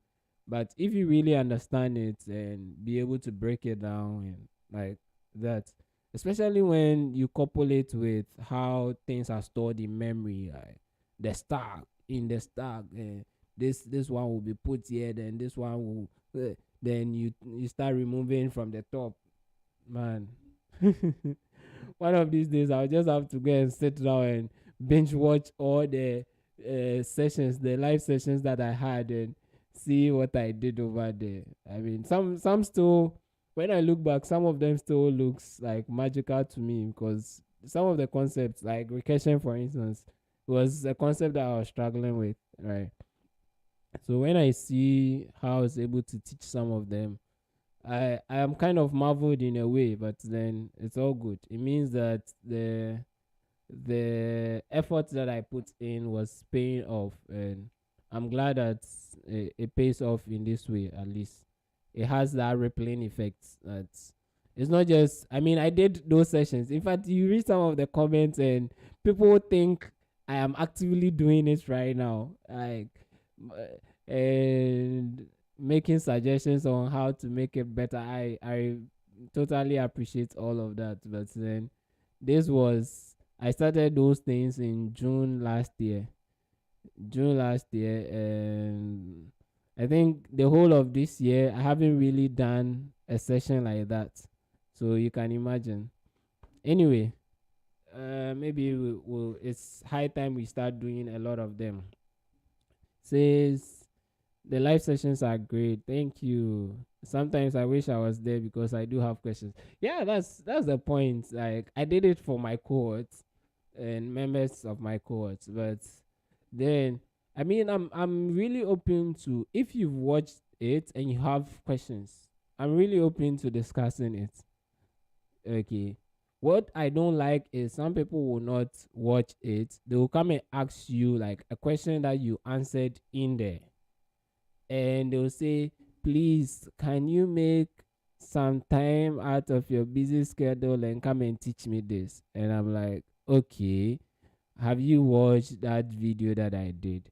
Like, you want me to spend an hour or 2 hours to teach you this thing, but that same content, I have spent that same amount of time to teach it already, and I've recorded it. Like, at least you should appreciate me for recording it because we could have done it without recording. I was like, I recorded it for your sake. I thought about you, like, you that you are asking. I didn't know you from anywhere, but I thought about you when I was creating it, like when I was doing the session. I thought about you, that one day a young man from from the heart of Africa, or a young lady from the heart of Africa, will come wandering and looking for a solution. So let me provide a solution. Then I recorded it and uploaded it for you. The funny thing is, when I started initially, I didn't have any plans on recording and putting it on the YouTube channel. So till now, up to now, I have like the first 4 videos or so that I did. I've not published it on YouTube. Like, those sessions were just in the Telegram group and they remain there until I decide that I want to upload them, which I don't think I'm going to decide to upload them. So, and people do not even know. Like, there are people in the Telegram group who do not even know that there are some of the recordings that were here and are not in the on YouTube. But that's how it started. When I started, and I think that time it wasn't really, it wasn't, it wasn't really, how is it called? Like, me coming to teach, but then it was me meeting my colleagues and trying to help them. Like, what are you struggling with? Let me try and explain.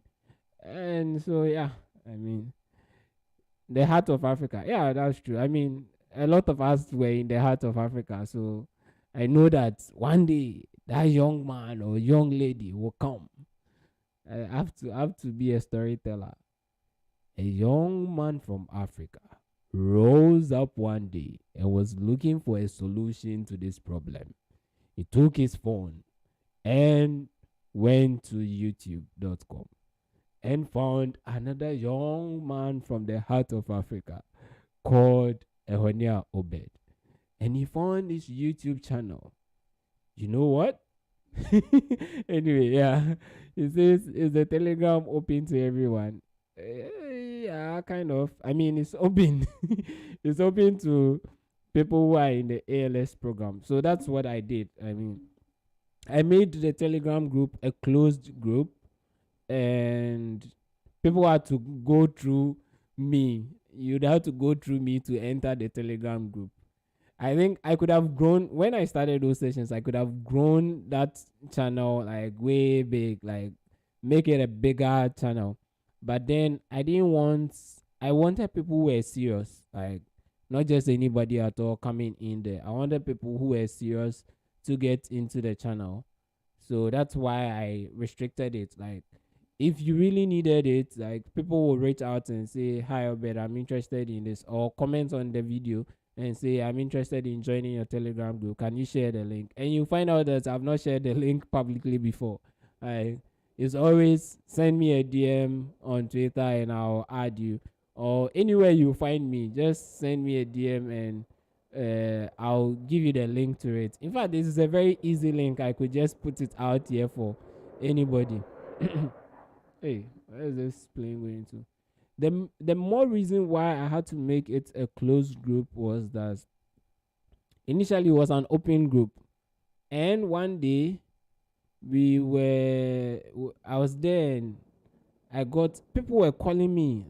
I think someone, it was one person. The person kept calling me. I was like, why are you calling me? I don't even have your contact. I don't know you. You're just calling me video call at this time of the day. Like I was getting angry at that. Like the person kept calling. So I decided to follow up and check who this is and what do we have in common. So I saw that he was in my Telegram group. So I clicked in to go into the Telegram group, only for me to have a shock of my life in Telegram. So somebody joined and added some bots, and those bots were posting nude content, so adult content in the channel. And it was so bad, like they were just dropping it like that. Oh my god. And Telegram had actually sent me a warning that my channel had been reported to, hey, I keep saying channel, but I mean Telegram group. My group on Telegram has been reported to having adult content, and if I don't do something about it, something, I don't know what the threat was. I remember I received a message from Telegram like that. So I was just in like haste to get rid of all of these things, but then I was trying. The moment you delete this bot, I don't know. I've forgotten exactly what's happening, but then it was as if something was hidden that I couldn't find, and they were still dropping the thing. I was trying to remove. I was trying to remove the people who joined recently, and no, it was they were just dropping the thing. So eventually, what I did was I stopped people from being able to send messages into the group. So only administrators could send messages. Then I blocked sharing of media and all of that. Then I took time to remove the bots and all the recently added people. I removed them. Then eventually I started opening up the opening up the channel again. So it was just initially like the first opening was you could just test there. You couldn't share any media, like nothing.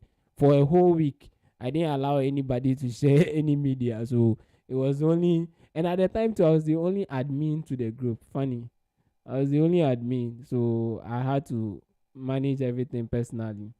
And with time, I realized that, man, by now we've gotten rid of the bots. So let's open it up. So I started allowing all the other things, links and media and all of that. But I still restricted the group, and you'd have to go through someone who already has the link or come through me to get there. I am the way to the channel, but then I mean I haven't actually been active there for a while now, so it's not something that I boast of. That it's not as if I'm actively doing something there, but people still reach out, sending me DMs to join the group. I was actually talking to my colleague earlier when we were having that 60 minutes focus session. I was talking to him. He has been helping me manage the community, and he has been doing a great job. Like in my even in my absence, I mean, he has been assisting people and all of that. And I think that was the culture I wanted to create in the group, that the group should not depend on me, because there's going to be a time where I'm no longer a student in ALS, and now the time has come. I'm not there. So you all shouldn't come into the group expecting that Obed will come and teach us. I will not forever be there. But at least the culture should be like one where everybody is willing to help. People who are trying to emulate me. So if I find anyone who is trying to help others, I'm really like, I throw my support behind them, and I want to assist them achieve as much as possible. So yeah, if you're interested in joining that Telegram group, you can always send me a DM on Twitter, and I'm happy to share the link with you so that you join. But don't expect that I'll be there teaching or something like that. I think for now, if anything, is the Discord channel that I may be using, because I don't want like everything to be ALS, right? I mean, I love ALS and I want to push ALS and teach people who are going through the program and all. But then there are people who haven't gotten the privilege of joining ALS too. I don't want to close the door to them. So the YouTube for the Telegram is just for ALS learners.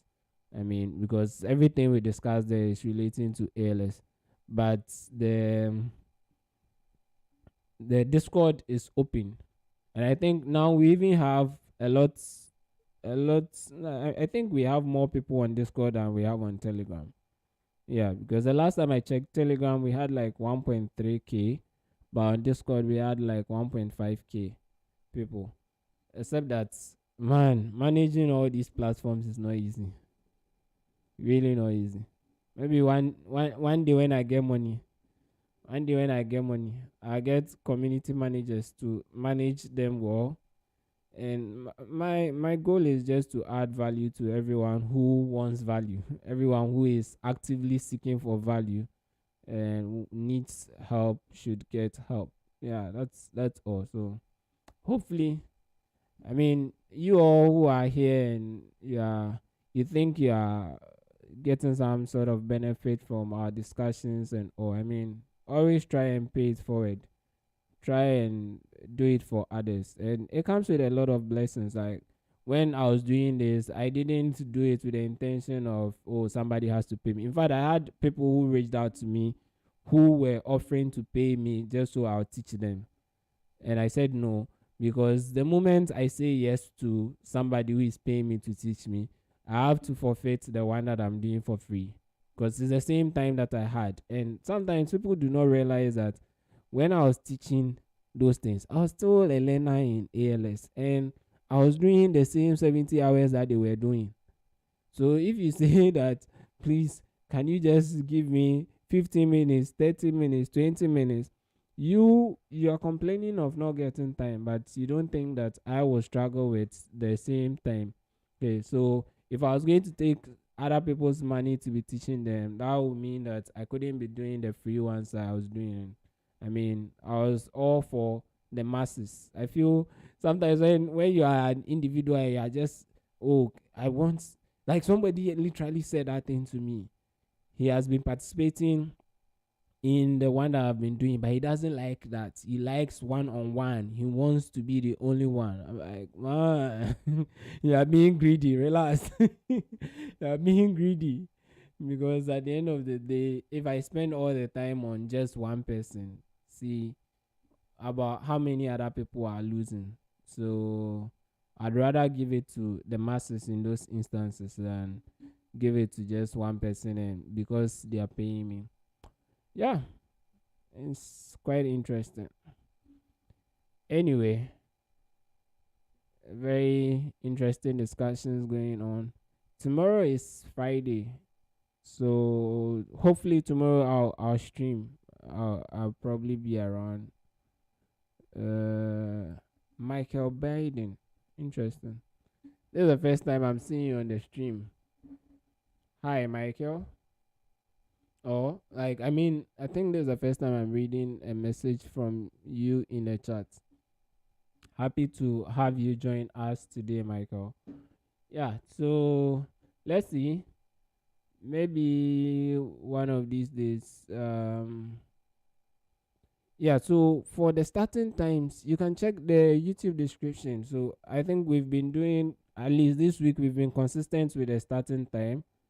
My From my time zone, I'm in the EDT time zone. So that is 9 a.m. here. But then I usually start before 9 a.m. so that by 9 we are starting our focus session.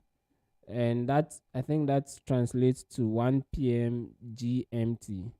So it depends on, from your name I'm guessing you are from Nigeria, so that should be like 2 p.m. WAT. 2 p.m. WAT sharp. We'll be here and we'll go for like 6 hours. How many hours have we done? Today we've done 5 hours, 32 minutes so far. So yeah, between 5 to 6 hours we'll be here.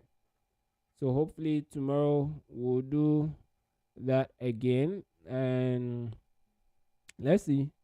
I wish, if I'm supposed to do weekends, I think this is what we can do.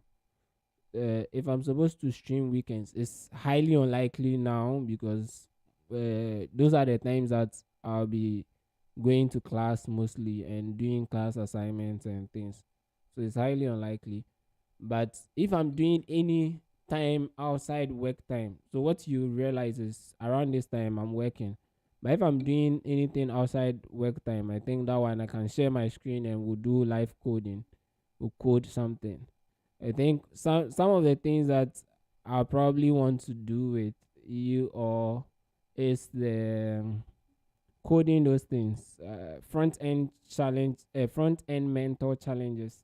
So I did when I was a student, that time that we were supposed to do the HTML CSS projects. I took 1 week to do that challenge. So every day I was live on YouTube. I was live in Discord and YouTube at the same time. I like experimenting. I try things out. I was streaming on Discord and I was stream to YouTube. So yeah, I tried that, and for I think 6 days straight, I came every day to build something. So I went to front end mentor platform to get a challenge and say, okay, today this is what I'm building, a landing page. Then I'll come and I'll live code it. And sometimes I was talking through it. Sometimes there was no audience. It's interesting, man. I learned something from Les Brown. Says that when he's a public speaker, for those of you who do not know, like a big time motivational speaker. I think one of the best in the world. Maybe when he was at his peak, one of the best in the world. And he said that I think he went to one event after selling tickets. There was only one person that bought the ticket, and when he went, it was just one person in the audience. However, he delivered as if he had the room full of people. Okay, and because of that, somebody saw him and then paid for him to come and speak at another event. And I resonate with that a lot. So when I show up here, whether it is just one person I'm chatting with or 10,000 people, it doesn't change anything. Like, I'll give my best, I'll give everything.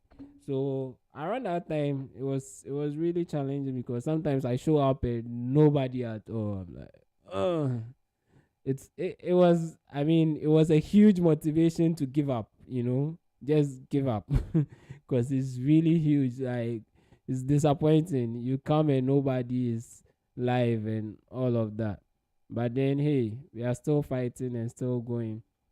One day in the near future, I'm sure if I keep going, one day I'll come live and I'll see like 1,000 people on the live, and people will say, wow, this guy is able to pull 1,000 people. They wouldn't know that there were times that when I came live, zero people. Like, I didn't have any audience. Yeah, but never to give up. I mean, I see all of those things as motivation. And sometimes when you have something so good that you think other people will benefit from, I am doing them a disservice if I don't get it to them. Like, a lot of the things that we discuss here, I feel that are very important to some people, and they need to hear some of these things to change their life. I mean, for the good, right? Like sometimes we find out that a lot of the things that would have ideally motivated us are far away. For instance, you are watching YouTubers who are doing all of these things, but these people are people who are not from, say, Africa. They are not people living in the same con like context as you, or like environment, different environment. So you begin to wonder if you can also become like them, because they are far off. I mean, think of anything, like they are better off, they have electricity, they have internet, but you are here struggling with this. So the moment you realize that, oh, somebody is actually going through the same thing that I am going through, but then they've been able to make it to this point, then it encourages you or motivates you that you can easily also get there if you keep pushing. So I know that there are thousands and 10,000s of people out there who really need to hear some of these things we are talking about to be inspired to do great things. And for that matter, like, I mean, I'm going to strive every single day of my life to do my best to reach out to as many people as possible, build a solid audience where people get impact, right? If I have value to add to people, I need to go to where the people are, find them, whether they know it or not. I mean, some people do not even know that they need the value. Show them that they need it and give it to them. Yeah, so that's one motivation for me to keep doing what I'm doing, irrespective of the numbers. Uh, Inguji, is that the name? Says create a video on RSA factoring challenge. Man, please, I beg. See, Inguji, if you want me to kneel down and beg you, I'll kneel down and beg, okay? RSA factoring challenge. There is no right solution to that thing. Like, at least nothing that even the big mathematicians out there have not been able to solve it. You and I, who are we? I mean, not to think that we can't solve it if we really commit to it, but looking at the time that we have, and or we don't have like the requisite experience to solve that. But it's opening up your mind to, oh, this is something that exists, and this is something you can really do or learn about it. We have mathematicians who are committing to solving these things, and if you're able to solve some of them, you are even giving some prizes for it, okay? So sometimes when you are doing some of the things, just know why you are doing it. So the RSA factoring challenge that we're giving is not necessarily for you to be able to solve it. If you solve it, I mean, and get 100% for it, like, you're a genius. You need to be celebrated. Like, once you figure that out, hey, let everybody know. You'll be celebrated. In fact, there may be an award waiting for you. So I don't think it's something that I'll really get into creating a video for that. I don't know. I don't know how much value is going to add to you. So I'm mostly about the value and the impact of that. Okay. Anyway, yeah, that's just my thoughts about it. I didn't feel, for me, I was really struggling with it. Eventually I read a lot about it and the challenges that are available and how people are taking it, and how mathematicians are struggling to solve some of these problems. But then what was more important was how this is being used in various algorithms in terms of encryption algorithms, to the RSA encryption, to especially even in the HTTPS protocol, like all of those things. That was what was interesting to me, not necessarily how to solve that particular task. Yep. So let's see. We look forward to another day tomorrow. Thank you so much for today. Thank you for joining the session. Thank you for engaging. I appreciate you all. Marilila, thank you very much. I know Tracy, I don't know if Tracy is around at this moment. Osaratin, thank you. Everybody, Michael, Ingoji, like, thank everybody who commented, who even showed up and didn't comment. Like, I'm happy to have you all join the stream, and hopefully tomorrow we'll meet here again and do another session. Now, do all to get good rest, and if you need to study again, please do study. It's good. It breaks it opens your mind. So yeah, catch you all tomorrow. Until then, bye bye.